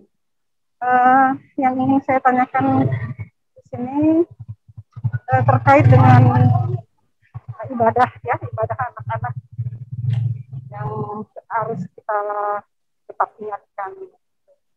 Jadi sejauh mana ya anak-anak kita ingatkan untuk tetap istiqomah dalam ibadah. Karena saya mempunyai anak yang sudah dewasa ya, sampai anak-anak yang masih sekolah di SD. Ini bagaimana untuk mengingatkan mereka yang di jenjang usia yang berbeda-beda. Mungkin perlu penjelasan yang lebih banyak. Terima kasih atas penjelasan Ustaz. Terima kasih. Assalamualaikum warahmatullahi wabarakatuh. Waalaikumsalam warahmatullahi wabarakatuh. Kita tampung 3 pertanyaan dulu, Ustaz, nggih? Baik. Tadi Bu Ernalia Susanti sudah on? Kalau belum, kita berikan kepada yang lain. Bu Ernalia Susanti? Baik. Pak Minhajul Solihin, silakan.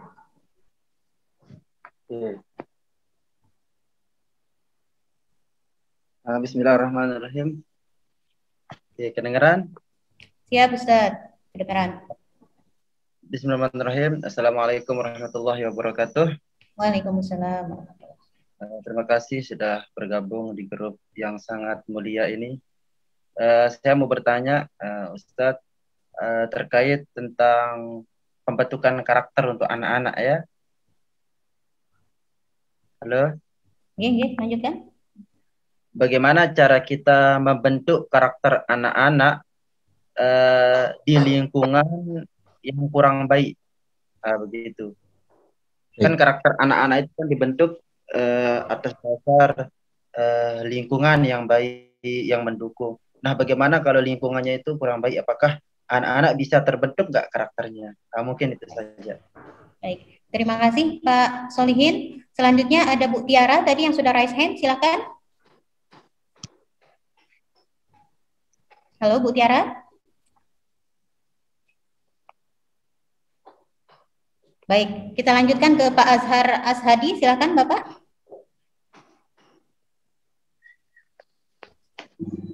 Ya, assalamualaikum warahmatullahi wabarakatuh. Waalaikumsalam warahmatullahi wabarakatuh. Ya, yang kita sama-sama hormati Bapak Ustaz Salim Abdullah, dan hormati juga penyelenggara webinar parenting dan beserta jajarannya. Langsung saja ke intinya, bahwa dalam mendidik anak ini kami sangat apresiasi lah dalam hal-hal acara seperti ini. Yang pertama yang disampaikan, tadi saya sempat mendengar ya dari Pak Ustaz bahwa dalam mendidik anak itu dibutuhkan contoh. Nah, ini bagaimanakah cara kita sebagai orang tua ataupun guru dalam memberikan contoh di kelas mana? Baik. Nanti ya di Oh. Apakah ada tips-tips atau cara lah bagi kita untuk bisa menjadi contoh yang baik? Nah, begitu. Mungkin itu saja dari saya. Wallahu muwaffiq wa hidayah irsyad. Assalamualaikum warahmatullahi wabarakatuh. Waalaikumsalam warahmatullahi wabarakatuh. Terima kasih Pak Azhar Ashadi atas pertanyaannya. Kita 3 pertanyaan dulu ya untuk dijawab oleh Ustadz. Perlu saya bacakan ulang Ustadz? Yang pertama tadi? Sudah dicatat, alhamdulillah. Oh, siap. Silakan ya. Ustadz. Baik, untuk pembiasaan ibadah kepada anak ya dimulai dengan anak-anak kita yang kita sebut ya sebelum 7 tahun, itu caranya adalah menjadikan ibadah itu betul-betul terasa asyik bagi mereka. Itulah kenapa Nabi SAW memberikan contoh menggendong Umamah binti Abil As, ya cucu beliau di dalam sholat, ketika berdiri digendong, ketika rukuk diletakkan, ketika i'tidal diambil lagi, ketika ya sujud diletakkan, duduk di antara dua sujud dipangku sebentar gitu ya. Kemudian Nabi SAW juga pernah dalam mengimami sholat di Masjid Nabawi, beliau sempat sujud lama sekali, dia sujud yang paling akhir, sampai para sahabat bertanya-tanya ada apa gerangan dengan Nabi SAW. Akhirnya kemudian ketika beliau mengangkat kepala dan selesai salam beliau menyampaikan, mohon maaf karena tadi kata beliau Husain naik ke punggungku ketika aku sujud dan menjadikanku sebagai kuda-kudaan permainannya. Aku tidak ingin memutus kesenangannya bermain sehingga aku biarkan dia sampai puas, setelah dia turun baru aku angkat kepalaku dari sujudku. Ini menunjukkan ya target sebelum usia 7 tahun adalah membuat anak-anak kita merasa ibadah itu sebagai sesuatu yang menyenangkan. Ibadah itu sesuatu yang asyik, ibadah itu sesuatu hal yang ya sangat enjoyable gitu ya buat mereka. Nah ini makanya saya sering mengingatkan jangan sampai kita menjadi galak, menyeramkan kalau sedang melakukan aktivitas ibadah. Jangan sampai kita malah kemudian menjadi bentakannya lebih mengerikan ketika lagi baca Quran. Jangan sampai kita kemudian nyubitnya jadi lebih keras ketika sedang sholat, apalagi ya masa sholat sambil nyubit gitu ya, karena mungkin merasa diganggu oleh anak dan lain sebagainya. Ini jangan sampai terjadi gitu ya. Itu untuk usia di bawah 7 tahun. Nah usia 7 tahun adalah usia mulai pendisiplinan ibadah. Karena tadi murru auladakum bisalati wa hum abna'u sab'i sinin. Mereka mulai dikenalkan bagaimana sholat yang benar, harus tenang, tidak boleh ramai gitu ya. Mulai diperintahkan setiap waktu sholat tiba, mulai disuruh gitu ya, itu mulai di usia 7 tahun sampai 10 tahun. Nah, usia 10 tahun ke atas adalah mulai memberi kepercayaan kepada mereka, karena mereka sudah berlatih menjadi khalifah, berlatih menjadi bukan sekedar Abdullah, tapi juga adalah khalifah, gitu ya.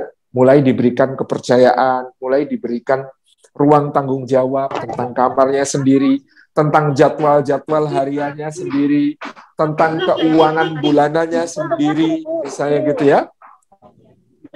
Ini yang perlu kita ini ada berikan. titipan dari Nah, Ibu. Semoga bermanfaat ya, Mbak. amin, amin.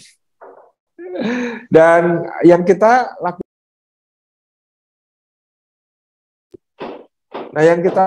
kepada anak-anak kita yang sudah dewasa, ya cukup mengingatkan dan memfasilitasi, memberikan kepada mereka kenyamanan untuk mereka beribadah, ya, misalnya dengan menyindir halus mereka dengan, Mas, sarungnya udah disiap itu, kalau mau sholat sekarang, udah masuk waktu. Nah, itu kalimat-kalimat yang kemudian bisa menuntun mereka untuk bisa menepati waktunya sholat. Sayang, mukenanya itu udah Ibu taruh di dekat sejadah ya, kalau mau dipakai sholat sekarang, di kalimatnya yang lebih berbentuk seperti memotivasi, bukan menyuruh, bukan memerintah. Ini kalau dia semakin dewasa. Saya kira demikian untuk pembiasaan ibadah. Kemudian dari Pak Min Haji Solihin, bagaimana tentang karakter anak? Pembentukan karakter anak tentu memang seseorang itu dipengaruhi oleh lingkungannya ya, dalam apa yang akan menjadi akhlaknya nanti, apa yang akan menjadi adabnya nanti, itu sangat mudah dia dipengaruhi oleh lingkungan. Adapun karakter atau watak itu ya memang karakter atau watak itu adalah sesuatu yang disifatkan kepada seseorang. Itu tidak berubah. Karakter atau watak itu tidak berubah. Yang berubah hanya ekspresinya. Sayyidina Abu Bakar itu ya lembut. Ketika terdidik oleh Islam, kelembutannya menjadi kebaikan-kebaikan dalam Islam. Sayyidina Umar itu ya keras, itu karakter. Tapi karena terdidik oleh Islam, kerasnya Sayyidina Umar adalah keras membela kebenaran, adalah tegas terhadap orang-orang yang menyimpang, gitu ya, adalah kemudian adil dan seterusnya. Itu yang di dalam pendidikan Islam kita sebut karakter itu tidak berubah. Tetapi dengan sibghatullah wa man ahsanu minallahi sibghah, dengan celupan Allah Subhanahu wa taala, tentu yang terjadi adalah karakter mungkin berbeda-beda. Ada yang seperti Sayyidina Abu Bakar yang lembut, ada yang seperti Sayyidina Umar yang keras, tapi dua-duanya adalah kebaikan di dalam Islam. Nah, bagaimana kemudian masing-masing karakter ini ya terekspresikan menjadi kebaikan-kebaikan tadi, tentu adalah takdib. Nah, yang pertama takdib. Takdib itu pendidikan adab. Itu yang kemudian kita lakukan di rumah. Ya tadi melalui keteladanan dan contoh sekaligus menjawab Pak Azhar Azhadi ya. Satu, upayakan sebaik mungkin ya kita memberi contoh kepada anak-anak kita dan menampakkan kita bahagia melakukan kebaikan-kebaikan. Jadi kita tidak bisa menanamkan kebaikan kepada anak kita kalau kita sendiri terhadap kebaikan itu merasa berat dan menampakkan berat itu. Contoh, mau ngajak anak itu rajin sholat, tapi kita ketika waktu sholat tiba, ya sudah zuhur, tampak sedih gitu.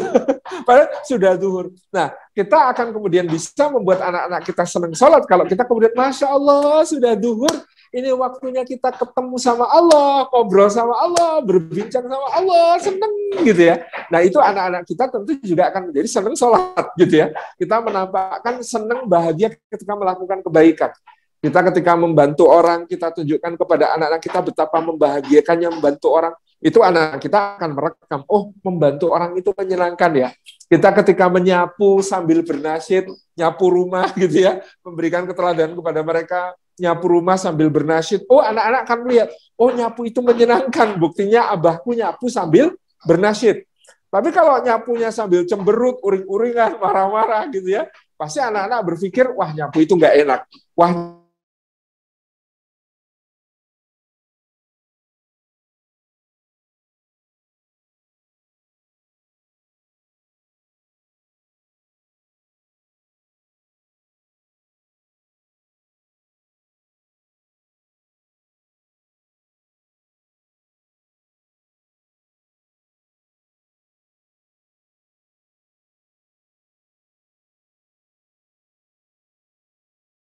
senantiasa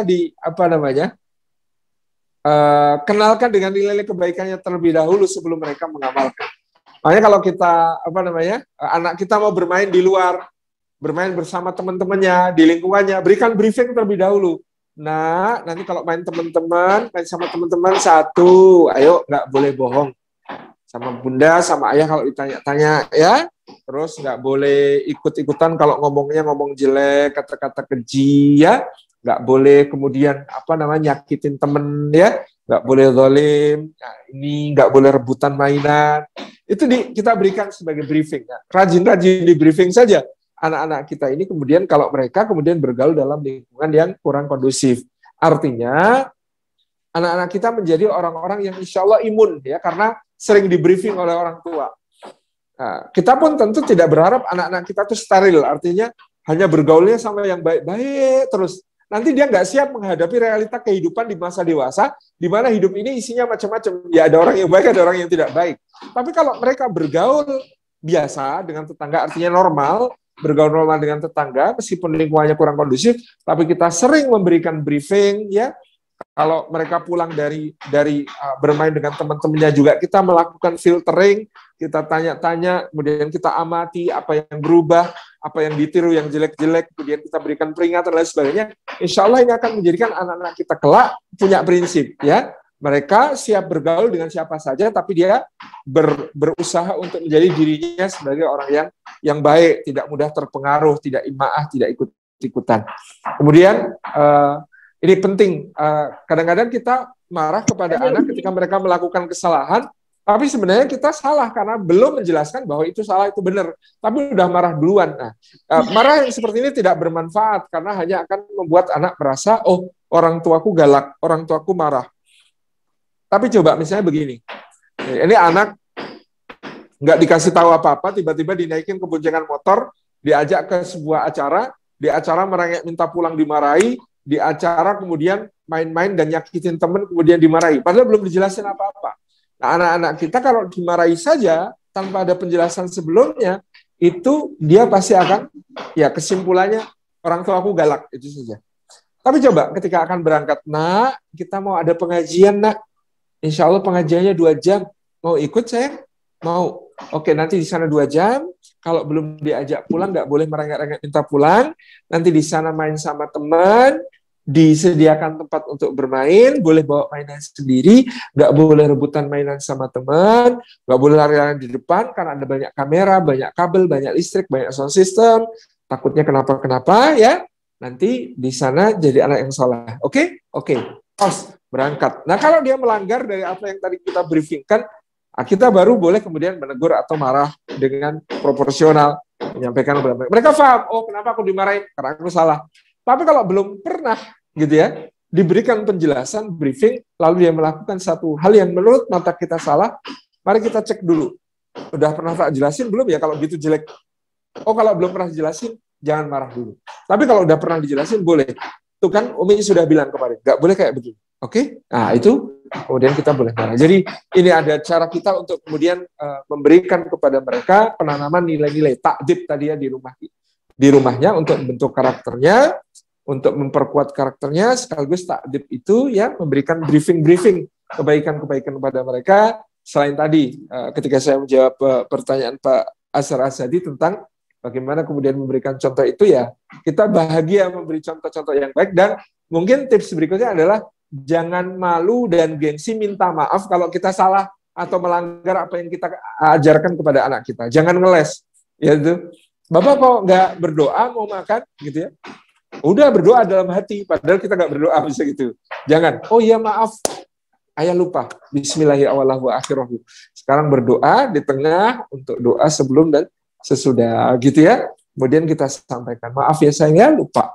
Kemudian memberi contoh itu ya talafut. Kalau kita mengharapkan anak kita itu rajin berdoa, baca doa, ya kita kalau di rumah apa-apa baca doanya kita keraskan sebagai bagian dari cara memberi contoh kepada mereka. Kita nggak bisa nuntut mereka berdoa kalau kita tidak memberi contoh dengan mentalafutkan doa kita, misalnya begitu. Demikian Allah bisa.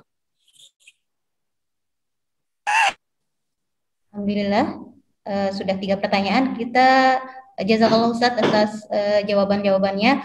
Kemudian kita ke peserta selanjutnya yang sudah raise hand, Bu Deli tadi, Ustazah Deli tadi raise hand. Silakan. On. Atau kita ke Bu Asman. Sudah on? Bu Asmania?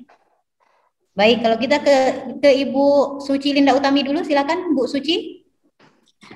Baik, bismillahirrahmanirrahim. Assalamualaikum warahmatullahi wabarakatuh. Waalaikumsalam warahmatullahi wabarakatuh. Ustaz izin bertanya. Mohon maaf, Bu Suci dari mana? Mataram. Mataram ya, silakan Bu Suci. Izin bertanya Ustaz, bagaimana menyikapi remaja perempuan yang kita udah masukkan dia sekolahnya di pondok gitu, tapi ternyata dia belum terlalu betah gitu, sering nelpon buat minta pindah ke sekolah umum gitu. Sedangkan kan kita takut nih nanti kalau dia di sekolah umum takutnya pergaulannya mungkin kurang terjaga gitu. Kemudian terus kalau dia lagi pulang ke rumah, pulang dari pondok terus lagi di rumah tuh kayak ibadahnya itu agak menurun, terus keseringan main HP gitu. Ya gitu aja Ustaz. Terima kasih ya. Assalamualaikum warahmatullahi wabarakatuh. Waalaikumsalam warahmatullahi wabarakatuh. Terima kasih Bu Suci. Selanjutnya Bu Hafizatun Nikmah. Silakan. Bu Hafizatun Nikmah, silakan. Di unmute dulu Bu. Ya.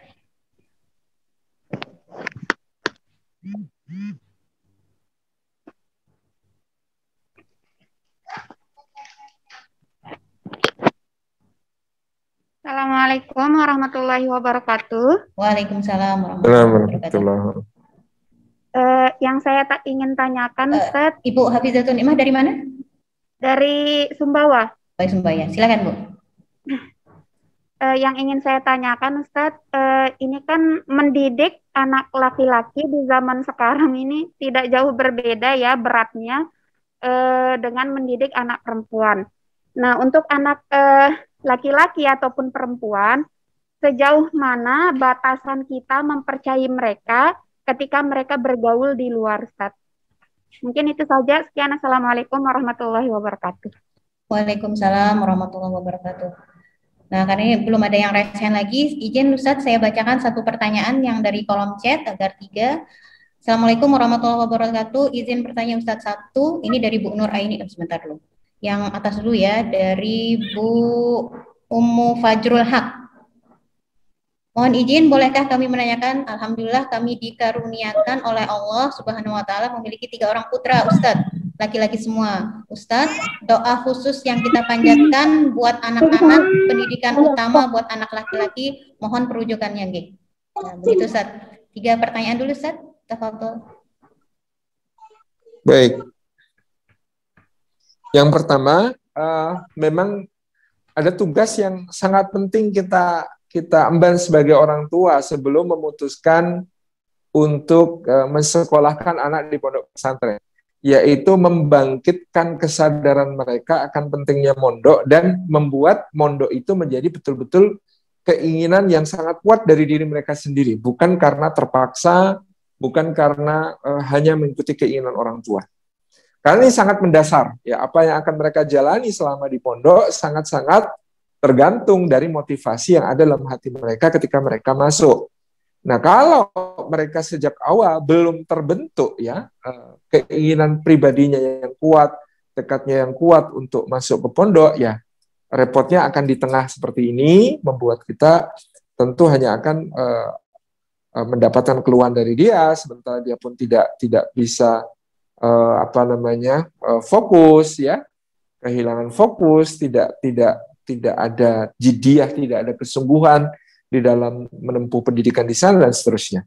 Nah, tentu ini harus segera diatasi, ya, dengan membangkitkan betul-betul kesadarannya dan pemahamannya kenapa sih harus masuk pondok, apa sih pentingnya di pondok dan seterusnya. Nah, ini tidak bisa ditanamkan melalui hanya sekedar indoktrinasi dari orang tua, tapi betul-betul harus digali, diajak bicara, diskusi dari hati ke hati dengan anak sampai dia betul-betul memahami kenapa sih orang tua pengen aku mondok.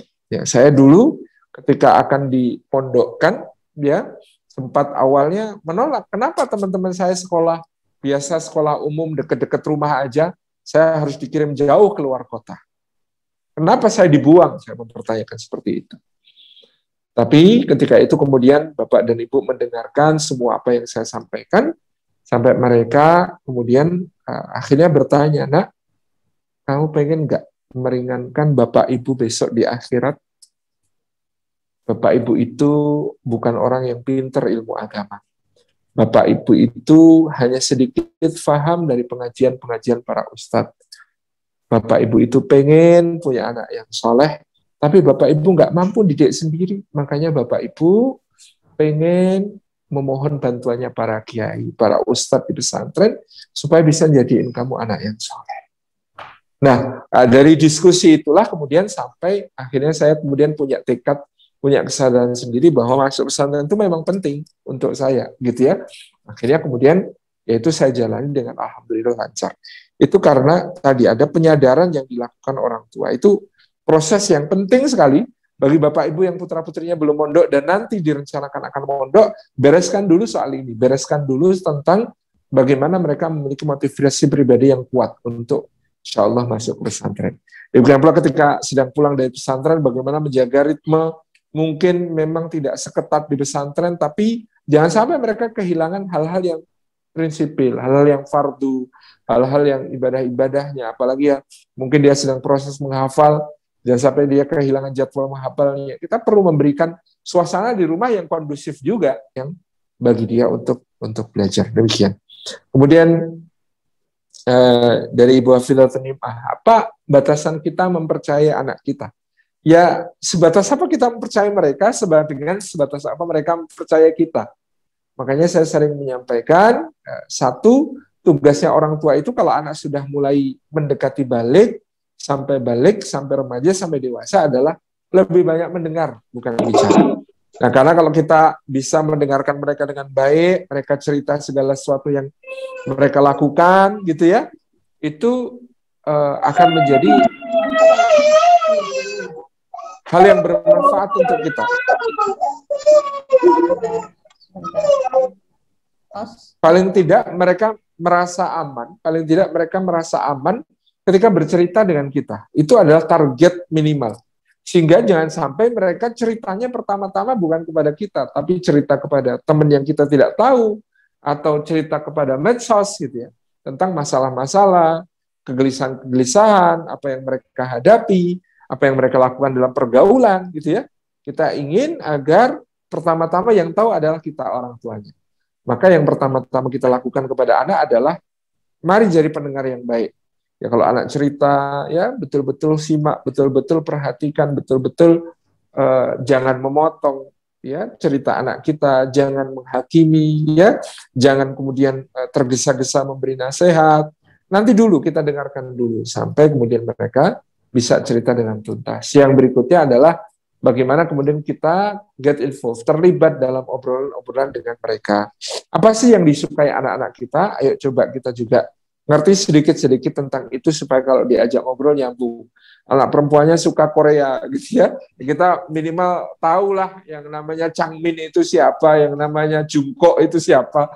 Ya, kemudian kita bisa menimpali ketika mereka berbicara. Ya, kalau anak cowoknya ya, ngerti apa ini, apa itu, berbagai macam dalam hobi-hobinya misalnya gitu ya, basket misalnya, kita ngertilah sedikit-sedikit supaya kemudian kita bisa nyambung. Itu yang kita targetkan ya, membangun kepercayaan dengan anak, membangun rasa saling percaya dengan anak, sehingga anak ada apa-apa cerita sama kita ya, ini akan menjadi suatu modal yang sangat dasar dalam mempercayai mereka juga, melepas mereka ketika bergaul dengan teman-temannya. Yang ketiga, Fajrul Haq, doa untuk anak laki-laki juga sama tadi, doa yang paling utama diantaranya adalah Rabbana hab lana min azwajina wa dzurriyyatina qurrata a'yun waj'alna lil muttaqina imama. Kemudian kita bisa juga membaca doa-doa yang lain, Rabbi habli minas sholihin ya, anugerahkan aku ya Allah anak-anak yang soleh gitu ya. Ini bahkan istri saya kalau pas anak kami melakukan sesuatu yang bikin kecewa atau bikin marah, yang pertama kali terucap diupayakan adalah Rabbi habli minas salihin gitu. Ya Allah nak, Rabbi habli minas salihin gitu ya. Itu kalau kita lagi pengen marah, yang pertama kita ucapkan Rabbi habli minas salihin gitu ya. Kemudian doa-doa lain seperti Rabbi ja'alni muqimas salati wa min dzurriyyati Rabbana wa taqabbal du'a gitu ya. Monggo, ini menjadi satu hal yang bisa kita baca, ada banyak contoh Al-Qur'an. Wallahu a'lam. Masya Allah, jazakallah Ustaz. Kemudian satu lagi yang raise hand tadi yang belumnya, Bu Asmania, silakan, sudah siap? Dengan pertanyaannya di mute dulu Bu. Assalamualaikum warahmatullahi wabarakatuh. Waalaikumsalam. Di mute dulu Bu, di unmute dulu. Ya, silakan. Ibu Asmania dari mana? Dari Madura. Dari Madura, oke. Silakan Bu. Seperti penjelasan Ustadz tadi bahwa mengajari anak sholat sejak kecil, yaitu dengan mengajak mereka sholat. Saya alhamdulillah dikaruniai anak 5. Terus ketika mendidik anak pertama, alhamdulillah bisa ikut abinya ke masjid. Namun yang nomor 3 dan nomor 4 itu sama-sama laki-laki, sehingga ketika dibawa ke masjid mereka rame. Jadi si malakama bagi kami mau membawa mereka ke masjid atau disolat di rumah saja. Terus pertanyaan kedua, bagaimana cara memberi kasih sayang yang sama kepada anak. Walaupun sebenarnya kita merasa bahwa kita sudah memberi kasih sayang yang sama, namun kadang anak itu merasa bahwa yang lebih tua tidak disayang begitu. Syukran. Assalamualaikum warahmatullahi wabarakatuh. Assalamualaikum warahmatullahi wabarakatuh. Terima kasih Bu Asmania. Izin Ustadz saya bacakan 2 pertanyaan dari kolom chat. Dari Bu Nur Aini, Assalamualaikum warahmatullahi wabarakatuh. Izin bertanya, 1, di era digitalisasi saat ini, bagaimana sikap kita sebagai orang tua untuk membina dan mendidik anak-anak supaya berakhlak yang baik. Kemudian yang kedua, di perumahan kami ada banyak juga yang non-muslim. Bagaimanakah sikap kami untuk membentengi diri dari pergaulan anak-anak dengan yang non-muslim? Kemudian yang ketiga, adakah doa khusus untuk anak supaya menjadi anak yang lemah lembut dalam hal perkataan maupun perbuatan? Jazakallah Ustaz. Nah, itu dari Bu Nur Aini. Satu lagi dari Bu Astuti. Ustadz, bagaimana cara agar anak-anak betah di rumah daripada main ke tetangga? Setiap dipanggil pulang ke rumah selalu marah karena di tetangga anaknya full gadget dan TV full wifi, YouTube dan lain-lain. Selalu menjadi bahan perbandingan anak. 3 dulu Ustadz. Tafadhol. Baik. Tentang pilihan mengajak anak sholat, tentu dipertimbangkan tentang bagaimana kondisi di masjid. Kami kalau di Jogokarian menyediakan serambi khusus untuk anak-anak dan orang tua yang membawa anak-anak. Jadi memang di serambi khusus tersendiri sehingga yang membawa anak-anak tidak bergabung dengan ruang utama masjid yang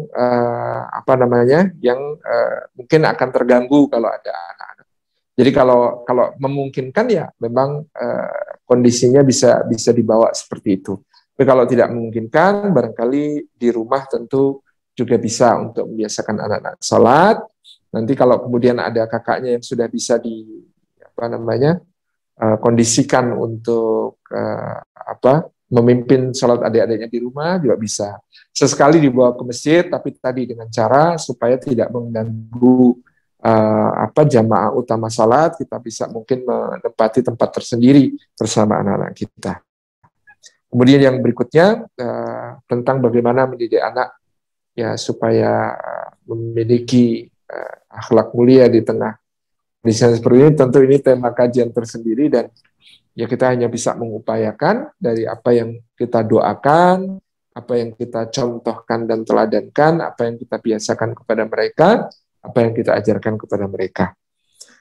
Doanya tetap Rabbana hab lana min azwajina wa dzurriyyatina qurrata a'yun, karena qurrata a'yun itu meliputi semua kebaikan yang bisa diraih oleh anak, termasuk dalam kemuliaan akhlak dan kelembutan hati, insyaallah.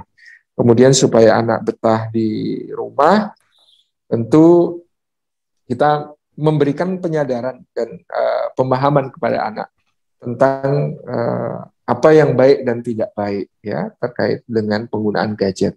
Tentu di rumah tidak bisa sama sekali tanpa gadget, tapi kita atur ya dosisnya, jadwalnya, apa yang boleh, apa yang tidak ya. Jangan sampai kemudian kebiasaan ke tetangga ini menjadi sesuatu yang kemudian tidak bisa kita kontrol karena input-input yang masuk kepada anak-anak kita melalui ya permainan dengan gadget dengan tetangga. Ya, mungkin kita bisa ajak justru anak tetangga ke rumah, kita kenalkan dengan fasilitas mainan-mainan yang real, yang bukan gadget ya sifatnya, tapi mungkin dengan mainan yang baik, yang mendidik, yang edukatif ya. Bisa dengan Lego, bisa dengan puzzle, bisa dengan basket, bisa dengan sepak bola, bisa dengan berbagai macam permainan yang bisa kita upayakan di rumah kita. Demikian pula membiasakan anak ya orang tua mendampingi terlebih dahulu, nah seperti itu, dan nantinya insya Allah mudah-mudahan mereka menemukan keasikannya bermain bukan dengan gadget-gadget semata. Demikian. Baik, masih ada beberapa pertanyaan di kolom chat, Ustaz. Dari Bu Mardiana Hakim. Apa Ustaz, bagaimana menyikapi anak yang relatif berbeda dari saudaranya? Katakan misalnya suka mangkelan sama ortu, cepat nggak nurut, kadang membuat ortu mengurut dada, bagaimana supaya ortu bijak menghadapi situasi tersebut. Kemudian, pertanyaan terakhir mungkin ya. Saya sudah ada acara lainnya. Oh siap Ustaz. Yang pertama tentu anak yang berbeda ini tetap harus diperlakukan secara adil ya. Dalam doa-doa, dalam pemberian, dalam perlakuan-perlakuan, tetap berikan perlakuan yang adil. Yang kedua, berikan perhatian. Ya, biasanya anak yang berbeda itu menuntut perhatian yang lebih. Yang ketiga, ya bisa kemudian berikan pemahaman-pemahaman perlahan-lahan tentang apa yang baik dan apa yang tidak baik dari apa yang menjadi kebiasaannya. Kemudian jangan dibandingkan, ya, jangan kemudian misalnya mengatakan, kok kamu nggak kayak kakak kamu sih, kok kamu nggak kayak adik kamu, itu loh kayak adik itu loh, gini, nggak.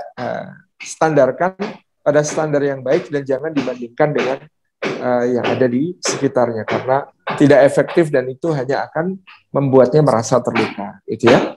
Jadi insya Allah ya, jangan putus didoakan dan putus untuk kemudian berikan perlakuan yang adil dan berikan perhatian, insya Allah. Baik, alhamdulillah ada beberapa pertanyaan yang belum bisa terjawab, mungkin nanti bisa kami kirim, Ustaz, beberapa pertanyaan ini. Ya baik, sesi kita sudah selesai, Ayah Bunda. Mudah-mudahan dengan apa yang sudah disampaikan oleh Ustadz, apa yang sudah menjadi pertanyaan-pertanyaan kita semua, bisa lebih membuat kita menjadi orang tua yang menyenangkan untuk anak-anak kita, terutama di era digitalisasi saat ini. Baik, jazakumullah khairan katsiran atas kehadiran kita semua. Nah, sebelum meninggalkan kolom chat, Ustadz, jazakallah khairan katsiran atas kehadiran Ustadz. Mudah-mudahan lain kesempatan kami bisa mengundang Ustadz kembali, mungkin dengan tema-tema yang berbeda. Jazakallah khairan katsiran.